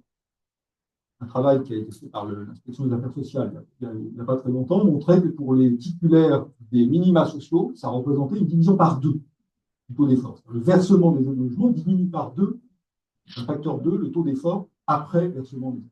Donc elles gardent un caractère très redistributif. Ça, c'est évidemment une force. Mais elles ont deux difficultés.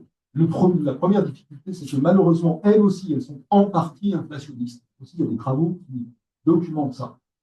Lorsqu'on distribue des aides au logement, on augmente aussi la capacité des ménages allocataires à payer des loyers plus élevés. Ça incite un certain nombre de bailleurs à augmenter les loyers. Donc, une partie de ces aides finit dans la poche des bailleurs. Et puis, il y a un troisième problème,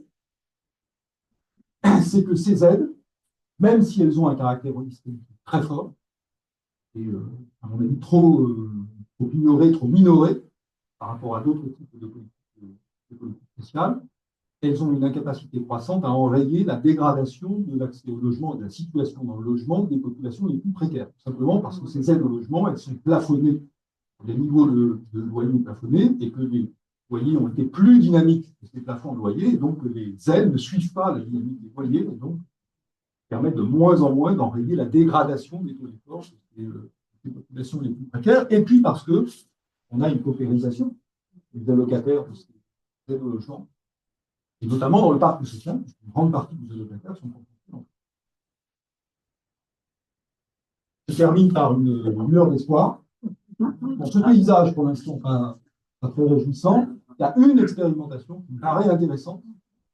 C'est ce qu'on appelle la dissociation entre le foncier et le bâti à travers ce qu'on appelle les offices fonciers solidaires et les bails réels solidaires. Je ne vais pas rentrer dans la discussion si ça vous intéresse trop dans le détail, mais simplement expliquer le principe. Le principe est suivant, consiste à dire la propriété du foncier est détachée de la propriété du bâti pour des acquéreurs de logements, des ménages, des particuliers.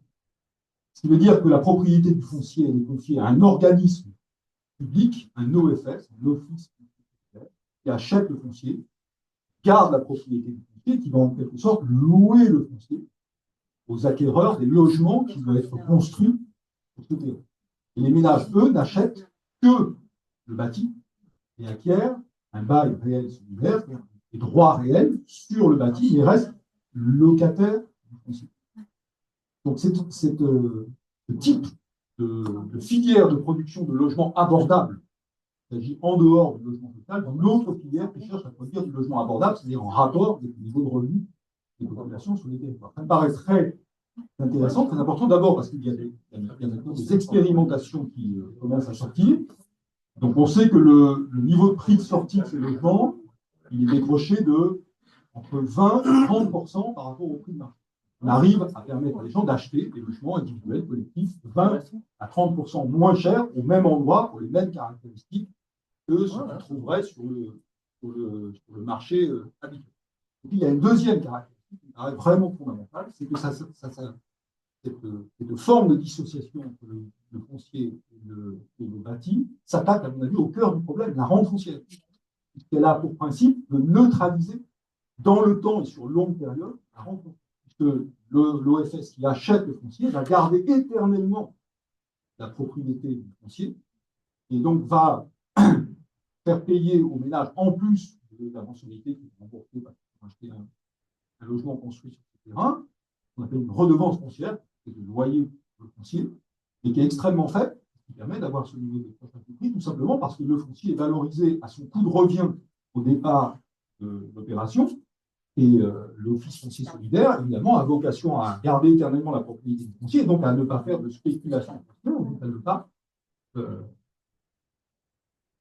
répercuter une rente foncière en augmentation sur les générations futures qui vont accéder à la propriété de ces logements. Donc il y a ici la possibilité de s'attaquer au cœur du problème, qui est de diminuer le prix du foncier et la rente foncière, qui est en fait le cœur de ce régime de propriété immobilière qui s'est installé depuis une vingtaine d'années en France. Merci.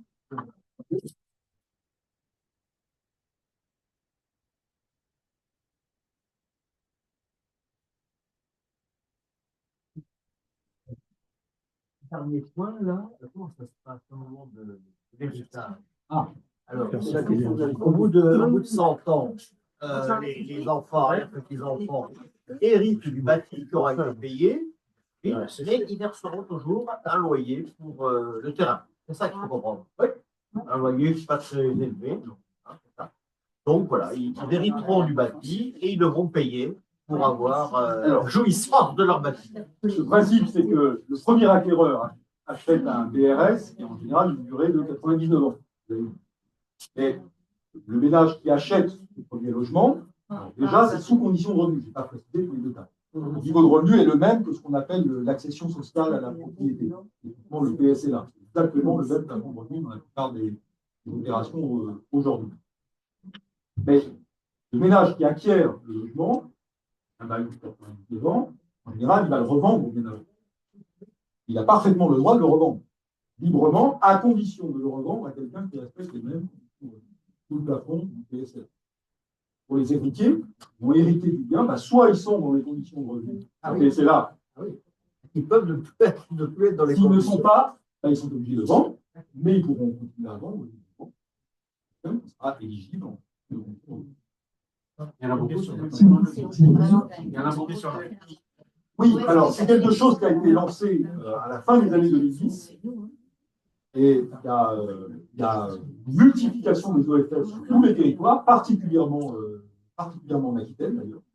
Un des territoires qui a été pilote, notamment aux Pays-Bas, et sujet. Donc pour l'instant, pour répondre à votre question, c'est important effectivement d'avoir les ordres de grandeur. Pour l'instant, quantitativement, ça représente quelques centaines de logements par an au niveau national. Donc c'est absolument marginal dans le volume de production de logements. Par contre, il y a beaucoup de projets dans les tuyaux. Ça démarre plus vite que les prévisions qu'on faisait sur l'évolution du secteur il y a 5 ou 10 ans. Donc ça veut dire que ça va prendre de l'ampleur. Mais ensuite, le reste, c'est une question de choix de politique du logement. Registre étranger, ça? Oui, ça s'inspire même d'une expérience américaine, les Community Land Trust, dont la loi française, la loi Elan, a repris une grande partie de l'esprit. Office foncier solidaire. Bail réel solidaire. Il a été évoqué une fois la crise économique, les crises économiques. J'ai un exemple très précis. Dans les années 73, correspondant à une grave crise économique mondiale,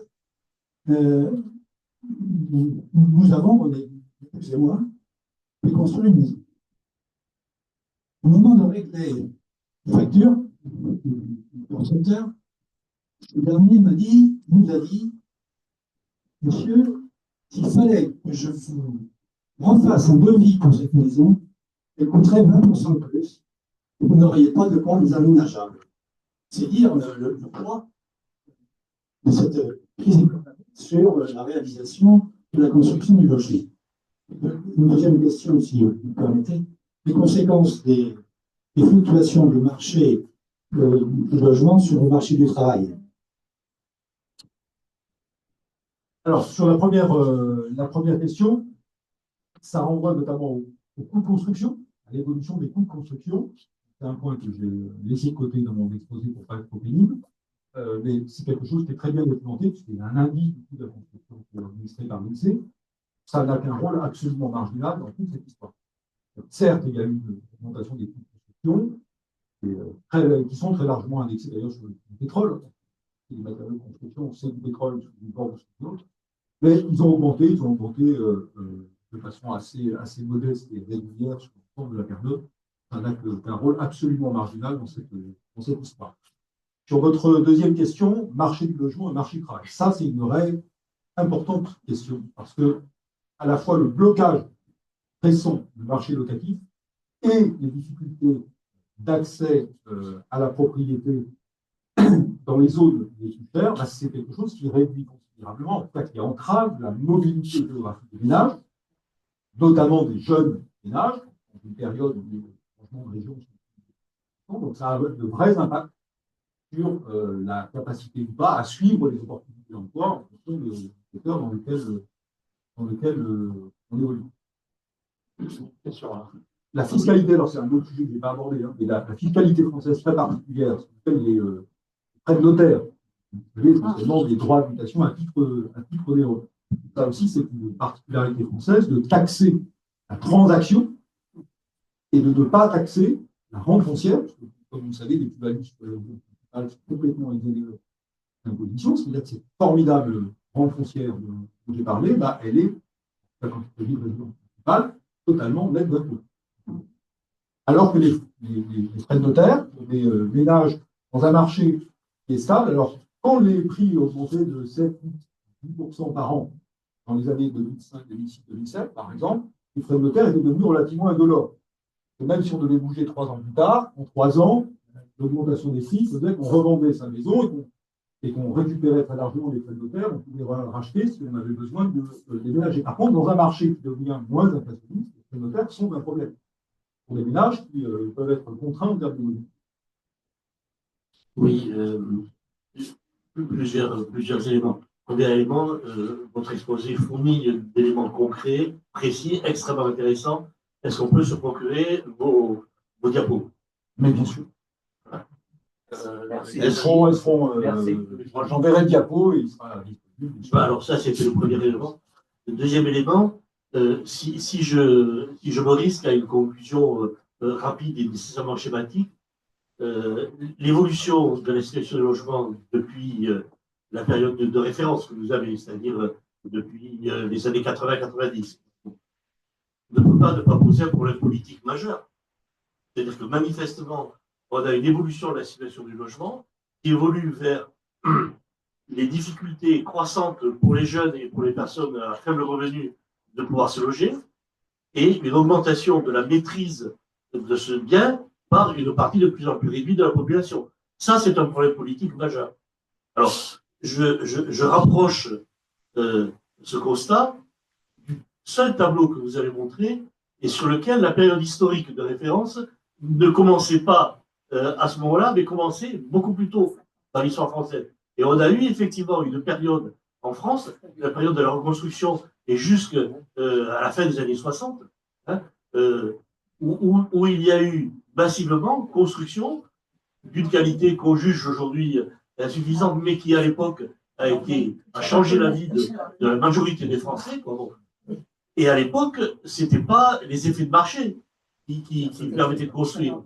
Donc si les effets de marché amplifiés par la loi Barre que vous avez évoquée nous conduisent à cette situation aujourd'hui, la réflexion politique, à mon avis, ne devrait pas être autrement. Alors, c'est une suggestion au Premier ministre, je ne sais pas si la ministre en est dit, mais de sortir la situation du logement des logiques de marché. Il faudrait pouvoir libérer des espaces de plus en plus grands du logement des logiques de marché. C'est déjà un peu le cas avec les HLM, ça devrait être davantage le cas avec l'accession à la propriété. Vous en avez parlé avec les BSR. Encore faudrait-il que ce processus reste régulé et qu'on n'ait pas une flambée des prix à ce niveau-là. Le risque n'est pas complètement assuré. Et puis, il y a d'autres secteurs qui pourraient faire l'objet d'opérations de libération des lois du marché. L'accession à la propriété, par exemple, sociale. Pourquoi est-ce qu'il n'y aurait pas un rôle de la puissance publique, des mairies, notamment pour l'accès aux fonciers? Pourquoi eux-mêmes, comme on se porte candidat pour avoir un logement locatif, on ne pourrait pas être candidat pour une accession sociale à des prix affichés, contrôlés, maîtrisés, etc., en s'inspirant des BSR. Pourquoi pas? Donc, il y a des tas de... Il faut sortir de cette logique de marché. Elle est mortifère. Et politiquement, c'est extrêmement dangereux. Enfin, moi, je sais pas, j'aurais 30 ans aujourd'hui, je serais dans cette situation-là. franchement, je ne serais pas content. Hein. Mais vraiment pas content du tout. Je ne peux qu'être très largement d'accord avec vous. Je suis surpris par le peu de place qu'a le logement dans le débat politique d'une façon générale. Alors, pour tout vous dire, j'ai eu la curiosité de regarder rapidement les fils infos si effectivement le discours du Premier ministre dont vous parlez avait abordé le logement. Il l'a abordé. C'est déjà une nouveauté dans la politique générale. Mais il l'a abordé sur un mode archi-traditionnel qui consiste à dire on va libérer les forces vives, on va supprimer les entraves à la construction. Autrement dit, c'est un éternel retour du choc d'offres. Ce n'est pas avec ça qu'on va résoudre les problèmes. Moi, justement, c'était pour vous demander, est-ce que vous pensez que l'activité de construction va reprendre le logement, certes, mais comme c'est une grosse partie de la construction, est-ce que vous pensez que ça va reprendre cette activité et après plus tard? La réponse est oui, pour deux raisons. D'abord, parce que le déclencheur de cet effondrement de la construction, c'est une remontée rapide des taux, vous savez, qui sont réorientés à la baisse, et que la construction est une activité cyclique, donc ça va repartir, il n'y a pas de doute là-dessus. La deuxième raison pour laquelle je dis c'est qu'il y a une demande politique très forte de soutien à l'activité de l'ATP, parce que c'est une activité qui est extrêmement intensive en emploi, et donc très vite, ça va se traduire par des chiffres. Ça commence à se traduire par des chiffres de faillite d'entreprises, notamment de petites et moyennes entreprises, et ça va se traduire très rapidement par des chiffres de suppression d'emplois qui vont être considérables. Donc, il va y avoir une pression politique importante pour relancer le marché. Mais à mon avis, une partie du danger est là. Et il y a une façon très simple et très rapide de relancer. C'est une des propositions qui sont dans les tuyaux, qui ont été examinées par le précédent gouvernement, juste avant, qui consistait par exemple à baisser les frais de notaire, les droits de mutation pour simplement les primo-accédants. Alors ça, c'est quoi? C'est remettre les primo-accédants dans le marché. Mais les remettre dans le marché, pourquoi? Pour qu'ils puissent revenir à l'achat sur les niveaux de prix qui sont ceux de 2022. Ils puissent continuer à acheter. Si on fait ça, je crains qu'on fasse ça, pour relancer le marché rapidement, on ne va faire que perpétuer ce régime du logement cher où on injecte des dispositifs fiscaux ou autres de façon à resolvabiliser les ménages qui sont plus solvables pour maintenir les prix et l'activité immobilière à ce niveau d'avant. Si on fait ça, on restera dans ce régime de logement cher qui éloignera toujours un peu plus un certain nombre de ménages, soit d'accession, soit d'accession dans des conditions raisonnables, et ça va se traduire encore par un allongement des prêts immobiliers. Les montées sur l'allongement des prêts est quand même très inquiétant. On commence à dépasser largement les 20 ans de durée moyenne, ça veut dire que la partie la plus en difficulté des ménages est prêt à consentir des efforts d'endettement sur 25 ans et plus. C'est 40 ans. Oui, d'abord, merci Frédéric pour ton exposé qui était vraiment passionnant. J'ai trouvé ça très, très, très intéressant. Alors, j'ai deux ou trois petites questions.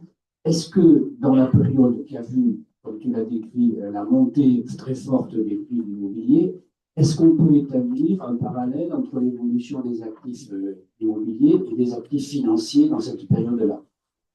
Et alors, si oui, donc c'est vraiment une question. Si oui, est-ce que, après la période, dans ton graphique où il y avait la stabilité sur 35 ans, et puis le boom, ce boom, il nous amène à la veille de la crise de 2007, dans laquelle la crise de l'immobilier a joué un rôle crucial dans le déclenchement de cette crise financière.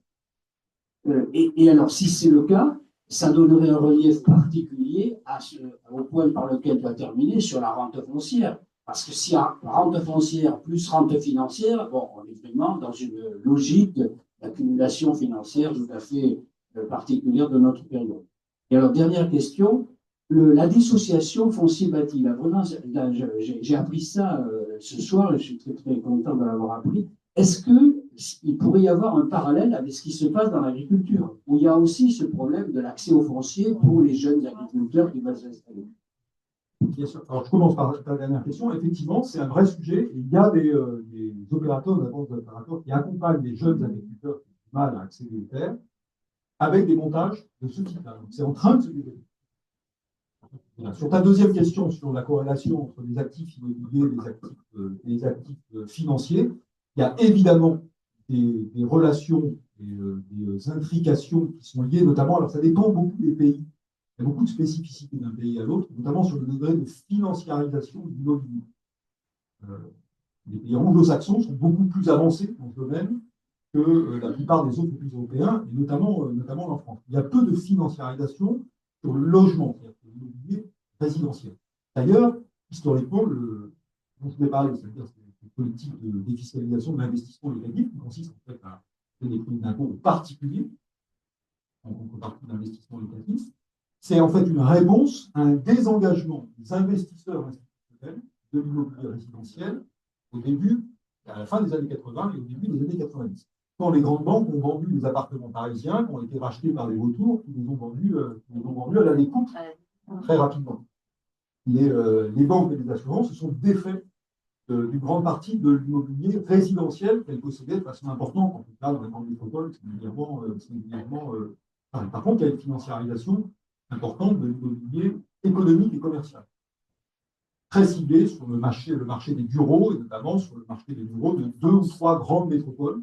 Là, par contre, il y a des enjeux financiers importants. Il y a d'ailleurs des difficultés importantes d'un tas de vecteurs d'investissement immobilier, les foncières, les SCPI, toutes ces structures d'investissement dans l'immobilier, qui sont essentiellement de l'immobilier de bureau et de l'immobilier dans les grandes zones commerciales.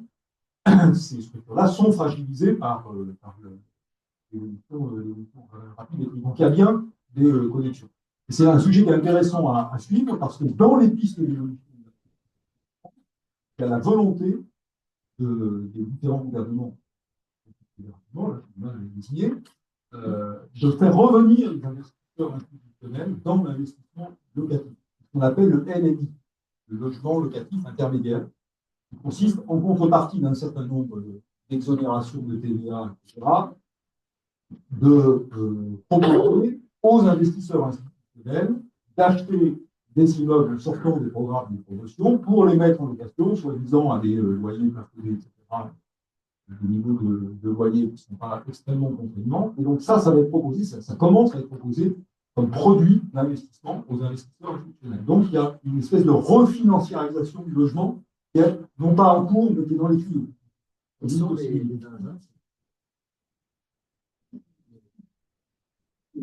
Les grandes banques, les grandes compagnies d'assurance, les acteurs français, les fonds de pension, enfin tous les acteurs qui ont des volumes de capitaux importants à valoriser. Oui, alors, j'avais une question sur ce qui, j'avais l'impression, était un peu l'épouvantail concernant le responsable ou la peur projetée un peu dans le futur sur la crise du logement et son lien avec les crises environnementales et la loi sur qu'on appelle ZAN, quoi, zéro artificialisation nette. Je me demandais, bon, il y avait des éléments intéressants sur le fait que, de toute évidence, cette question-là n'était pas la cause et serait potentiellement pas la cause, mais le rapport qu'elle pouvait entretenir néanmoins avec la rente foncière et son accroissement. Alors, effectivement, le ZAN, pour tout le monde, zéro artificialisation nette, loi climat et résilience, effectivement, c'est un rapport. Évidemment, une question importante, puisque le ZAN a comme impact nécessaire de raréfier le foncier disponible pour l'artificialisation, puisqu'il s'agit de réduire, tendre vers l'annulation de l'artificialisation nette à l'horizon 2050. Donc, ça va réduire les disponibilités foncières, et notamment les disponibilités foncières dans les zones les plus demandées. Je parlais tout à l'heure, les métropoles, les zones littorales. Donc, cette raréfaction du foncier, elle ne peut qu'entretenir une forme de malthusianisme foncier dans ces zones très demandées. Malthusianisme foncier qui n'a pas attendu le ZAN pour exister, parce que le malthusianisme foncier, c'est avant tout la demande politique qui s'adresse aux maires qui savent qu'un maire constructeur et qui construit trop près des prochaines échéances électorales est toujours un maire battu. Donc il y a une demande de limitation drastique de la construction dans un certain nombre de zones. Qui a tour de bras, il a été réélu. Il est largement réélu même. Et pourtant, Mérignac, il a construit des centaines et des milliers de logements. Donc le ZAN, il s'inscrit dans ce tableau-là. Donc le rapport avec ce que j'ai dit sur la rente foncière est important parce que dans la façon dont ça va être géré, ça risque de renforcer la rente foncière en raréfiant le foncier disponible pour les opérations de construction sur les territoires sur lesquels on a besoin parce que évidemment, j'avais dit qu'il ne fallait pas construire de logement. La clé, ça me paraît de dire qu'il faut construire des logements abordables. Pour sortir de la crise tendancielle du logement cher, ce qu'il faut, c'est construire des logements, mais construire des logements abordables, dans des prix de sortie qui sont accessibles compte tenu des conditions de revenus des ménages. Si vous laissez la logique du marché se dérouler, la logique du marché, elle fait décoller le prix du foncier. Très bien décrit par un vieux truc qu'on appelle le compte à rebours du promoteur, c'est-à-dire un promoteur immobilier, il regarde d'abord combien il peut vendre le logement, il enlève ses coûts de production, sa marge, et il regarde combien il peut acheter le foncier. Donc, si le prix du logement augmente, il peut acheter le foncier beaucoup plus cher, et donc le prix du foncier décolle. Ça nourrit évidemment la rente. Donc, si on reste dans cette logique de valorisation maximale du foncier, on aura beaucoup de mal à reproduire du logement dans des conditions compatibles avec les revenus de la population qui sont. Voilà. La question était un peu là-dessus. Qu'est-ce qui fait que le foncier augmente si vite par rapport à la construction? Et qu'est-ce qui détermine le prix du foncier? Alors, ce qui fait qu'il augmente si vite, c'est tout simplement que le foncier, ça ne pèse qu'une partie du coût de revient d'un programme immobilier. Mais quand le prix de vente du programme immobilier augmente, les coûts de construction sont indépendants. Chose égale par ailleurs, c'est pas parce que vous vendez ce que vous vouliez vendre 5 000 € le mètre carré, vous pouvez vendre 6 000, ça ne change rien au coût de revient de la construction de l'immeuble. Donc, un promoteur qui vend 6 000 ce qu'il espérait vendre 5 000, eh bien, il peut répercuter la totalité de cette augmentation du coût de vente en augmentation possible du prix d'achat du foncier. Mais comme le foncier ne pèse que 20, 30, 40% suivant les territoires du total d'une opération, quand vous répercutez l'inflation sur un poste qui ne représente que 20, 30, 40% de l'opération, ça fait augmenter Oui, je peux me permettre d'ailleurs. Ce constat-là est un élément essentiel d'explication de la faible innovation dans les techniques de construction proprement dites.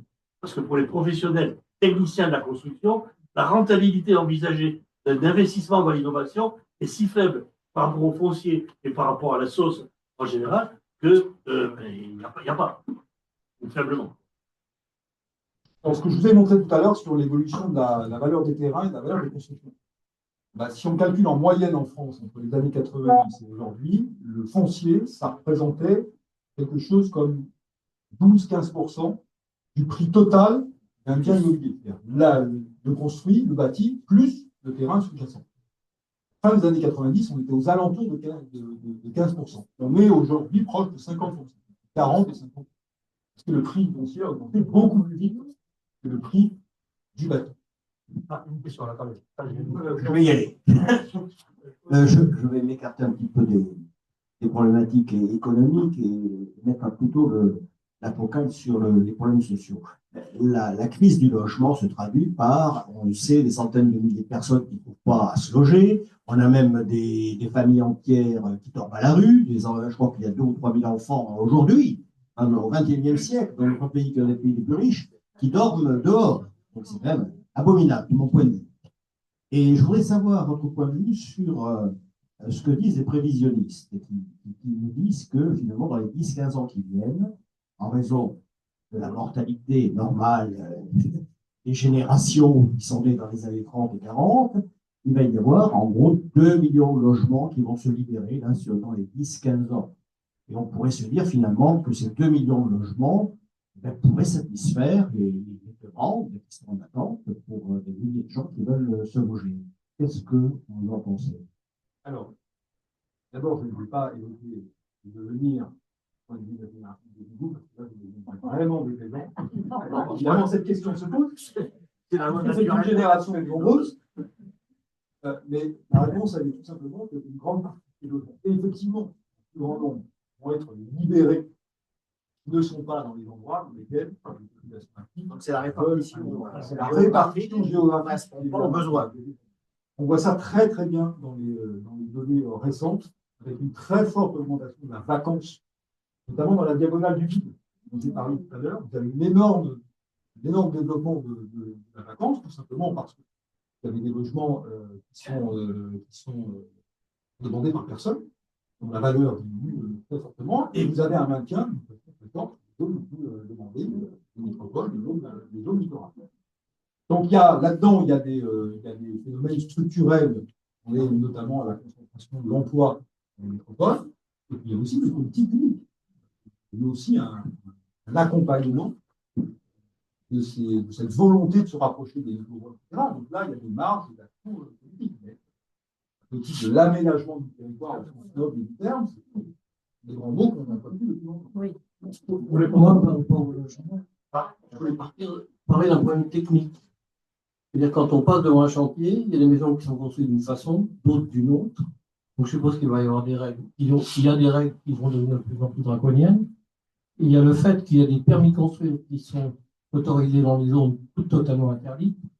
Mais par rapport à ce qui se passe aujourd'hui, en plus de ce problème-là, les problèmes du feu, les problèmes des ouragans, les problèmes des inondations, est-ce qu'on ne va pas avoir une obligation de construire des logements qui feront que, attention, ce sera totalement interdit, il y aura des règles précises par rapport à tous les éléments qui arrivent depuis 4-5 ans. C'est encore plus cher. Ah oui, Alors, c'est mieux que de le perdre. Hein. il y a plusieurs choses là-dedans. Il y a les normes de construction qui vont évidemment être durcies, en tout cas sur un certain nombre de territoires qui sont exposés particulièrement à des risques. Il y a la question de l'intégration de ces risques dans les prix du logement. Alors ça, pour le coup, c'est un sujet sur lequel j'ai travaillé sur une question précise, qui est le risque de submersion marine dans les littoraux des Nouvelles-Aquitaine. Bon, pour l'instant, ce qu'on voit, c'est que ce risque n'est absolument pas intégré dans la valeur des logements. C'est même un problème. Dans le cadre de la loi climat et résilience, il y a un dispositif qui prévoit de pouvoir racheter éventuellement ces biens pour mettre en sécurité les populations, évidemment. Tout à fait. Le problème, c'est que on voit que même dans les endroits qui ont été exposés à des événements tempétueux majeurs, qui ont fait l'objet d'une submersion marine, il y a une baisse des prix, mais qui est très brève au moment, quelques mois après la survenance de l'événement tempétueux, et ça remonte très vite, et les biens reprennent leur valeur habituelle. Et si vous regardez la valeur auquel se vendent les biens exposés, le maire de Lacanau, c'est très bien ça. Il a été très en avance sur ce sujet de la nécessité d'un retrait d'une partie des constructions. Pour l'instant, il y a très peu de baisse de prix détectée dans la valeur des biens. Il y a une autre remarque par rapport à ces 2 millions de logements qui libèrent. Combien ils resteront utilisables à l'année qu'ils vont libérer? Parce qu'eux, ils étaient construits avec des pompes de baby-boom, mais je pense qu'ils deviendront inutilisables à la fin de l'époque de baby-boom parce que les constructions des années 60-70, ben, leur durée de vie, c'est 50-70 ans. Alors, sauf que les questions de rénovation des logements, évidemment, imposent de développer ce qu'on appelle le recyclage urbain. Il y a d'arrêter de faire ce qu'on avait l'habitude de faire, c'est-à-dire rénover ce parc existant qui est énergétiquement dégradé, ça coûte trop cher, on rase et on reconstruit, sauf que ça, lorsqu'on calcule l'empreinte totale, le comportement en termes de matériaux, etc., ben, c'est très problématique. Donc ça veut dire qu'il y a des pistes de développement de filières qui vont rénover, y compris ces bâtiments qui, il y a 10 ans, on aurait rasé pour reconstruire sur le terrain.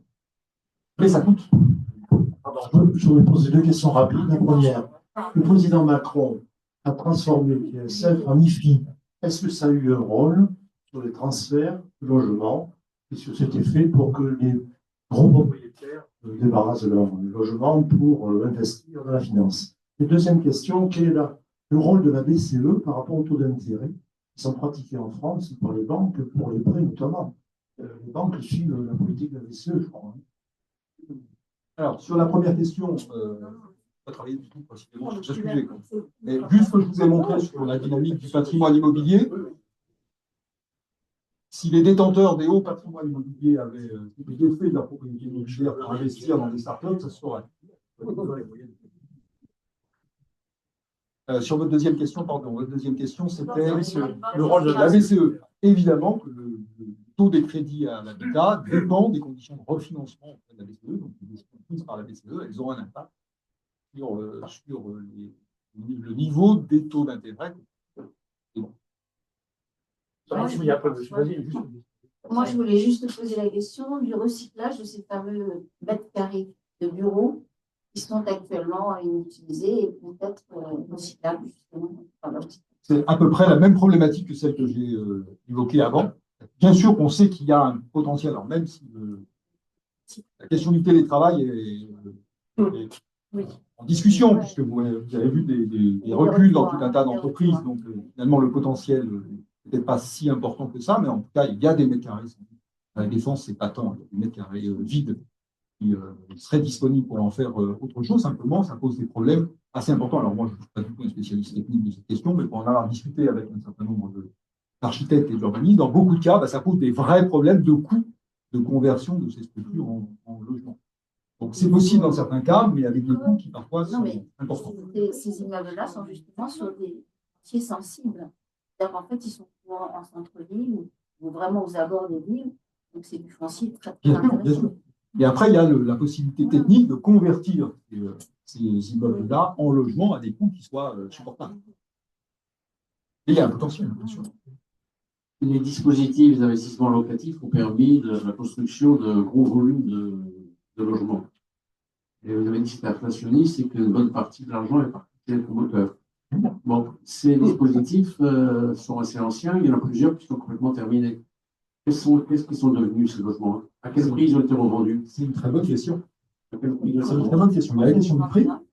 Il y a une autre question importante, parce que ce dispositif de fiscalisation de l'investissement locatif, comme vous savez, c'est en contrepartie d'une mise en location du bien à des niveaux de loyer plafonnés, même à des niveaux de revenus sont également conditionnés. Évidemment, pour prendre l'exemple du Pinel, sur les 9 ans du Pinel, les investisseurs se conformaient à cette obligation sur les 9 ans. Mais dès qu'on sort de la période de défiscalisation, ces biens sont, les premières données qu'on a sur la partie la plus ancienne qui a été construite sous ce régime-là, c'est qu'on voit que ces biens-là sont très rapidement revendus et revendus pour de l'accession à la propriété qui sortent du parc locatif. Moi, et vraiment un point très important d'efficacité d'une politique publique, parce que c'est de l'argent public qui a été mis pour susciter la construction d'un parc locatif privé, et il est là en fait pour 9 ans, le parc locatif privé, le temps de la défiscalisation, mais rien ne garantit que le parc reste du locatif privé par la suite. Et une partie importante disparaît. Et notamment, prenez un peu cette question, quand on regarde la géographie de ceux qui achètent, de l'endroit où ils investissent, il y a des choses un peu bizarres qui apparaissent.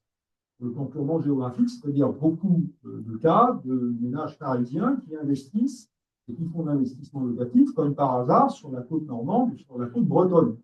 Et évidemment, que deviennent ces logements 9 ans après?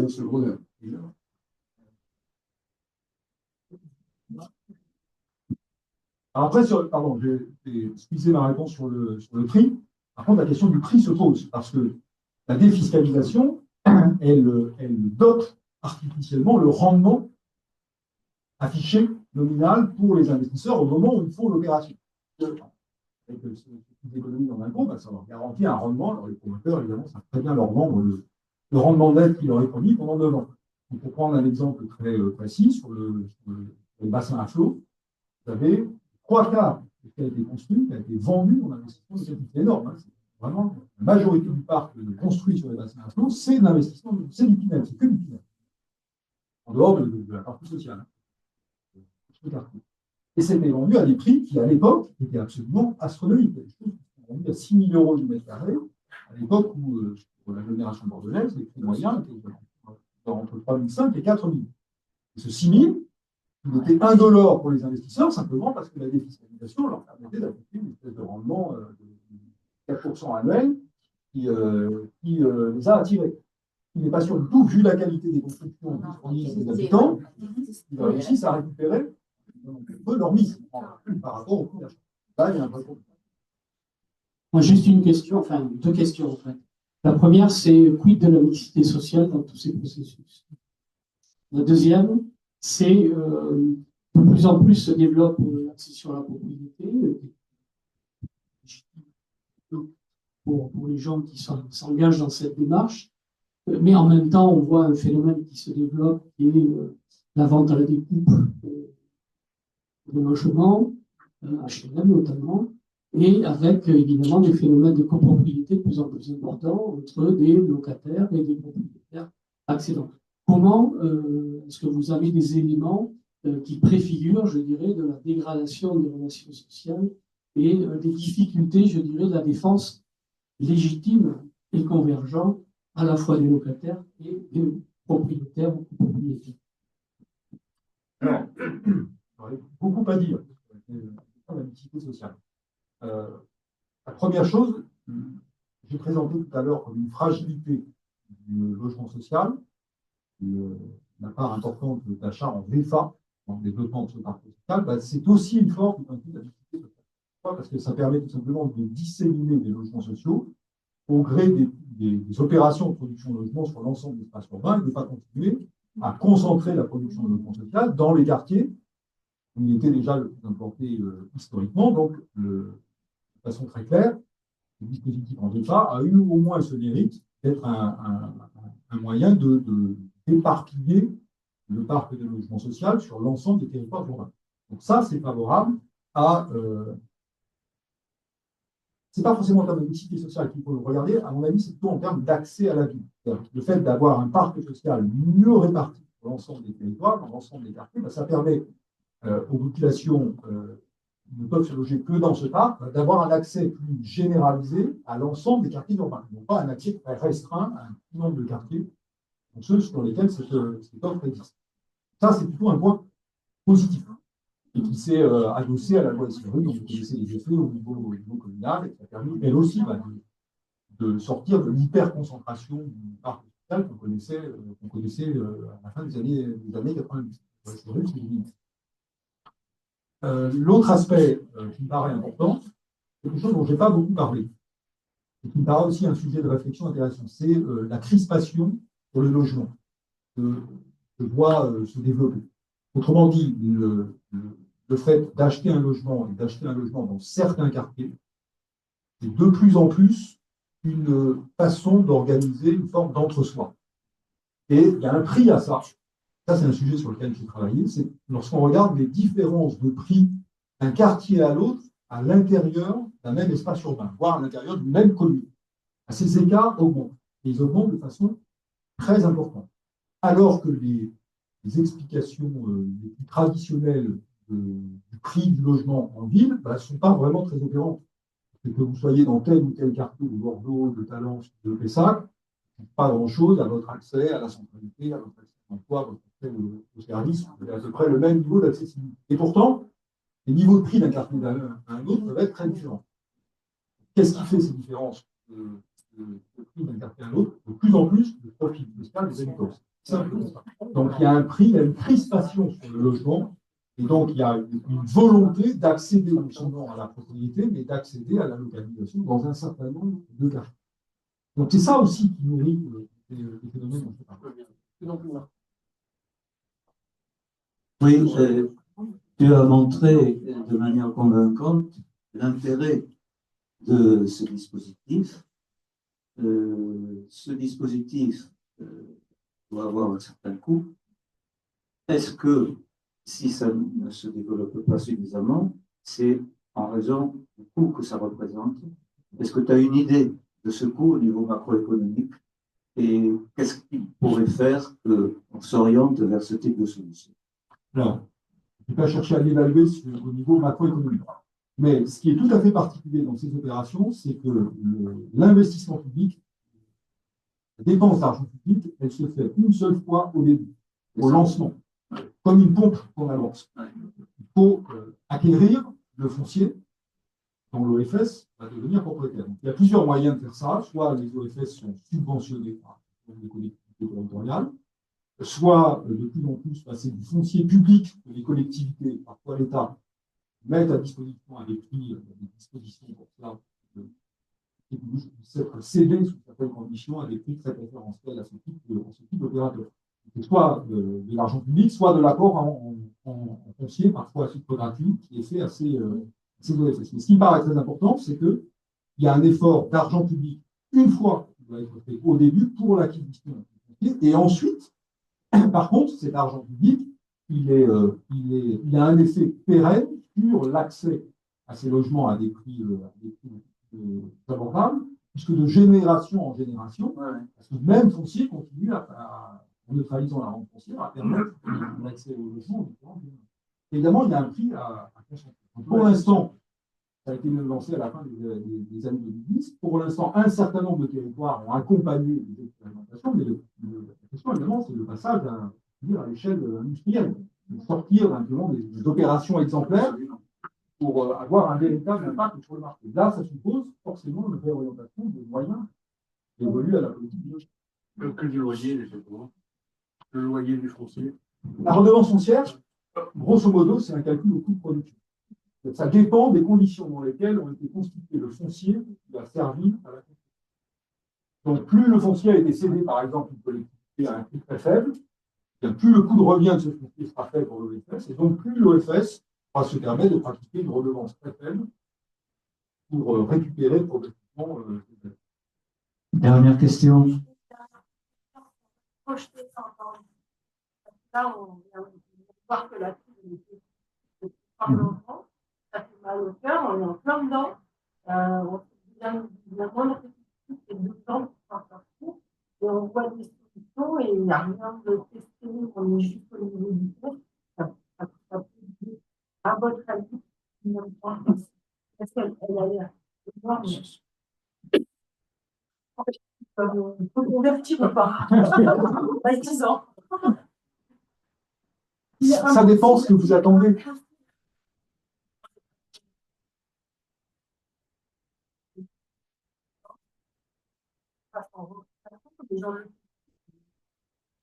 Non, alors là, je peux vous rassurer.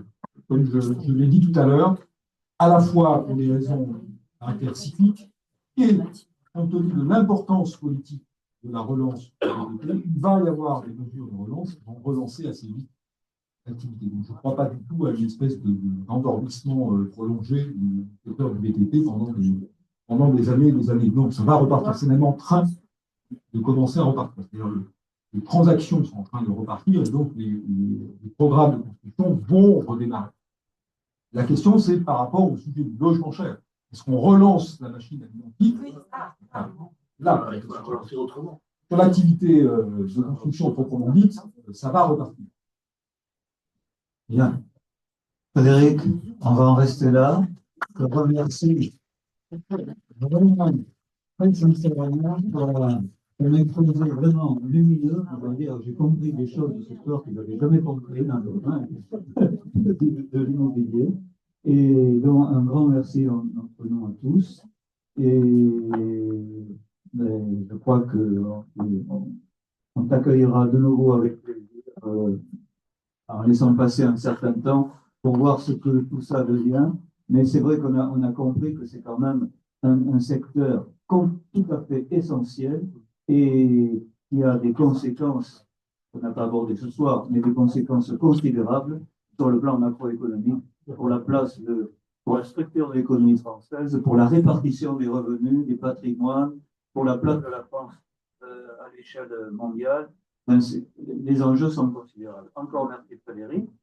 La prochaine séance, c'est au mois de février, avec Jean-Marie Arrivé, ici présent, qui nous présentera son dernier ouvrage, En quête de valeur. Donc, je vous incite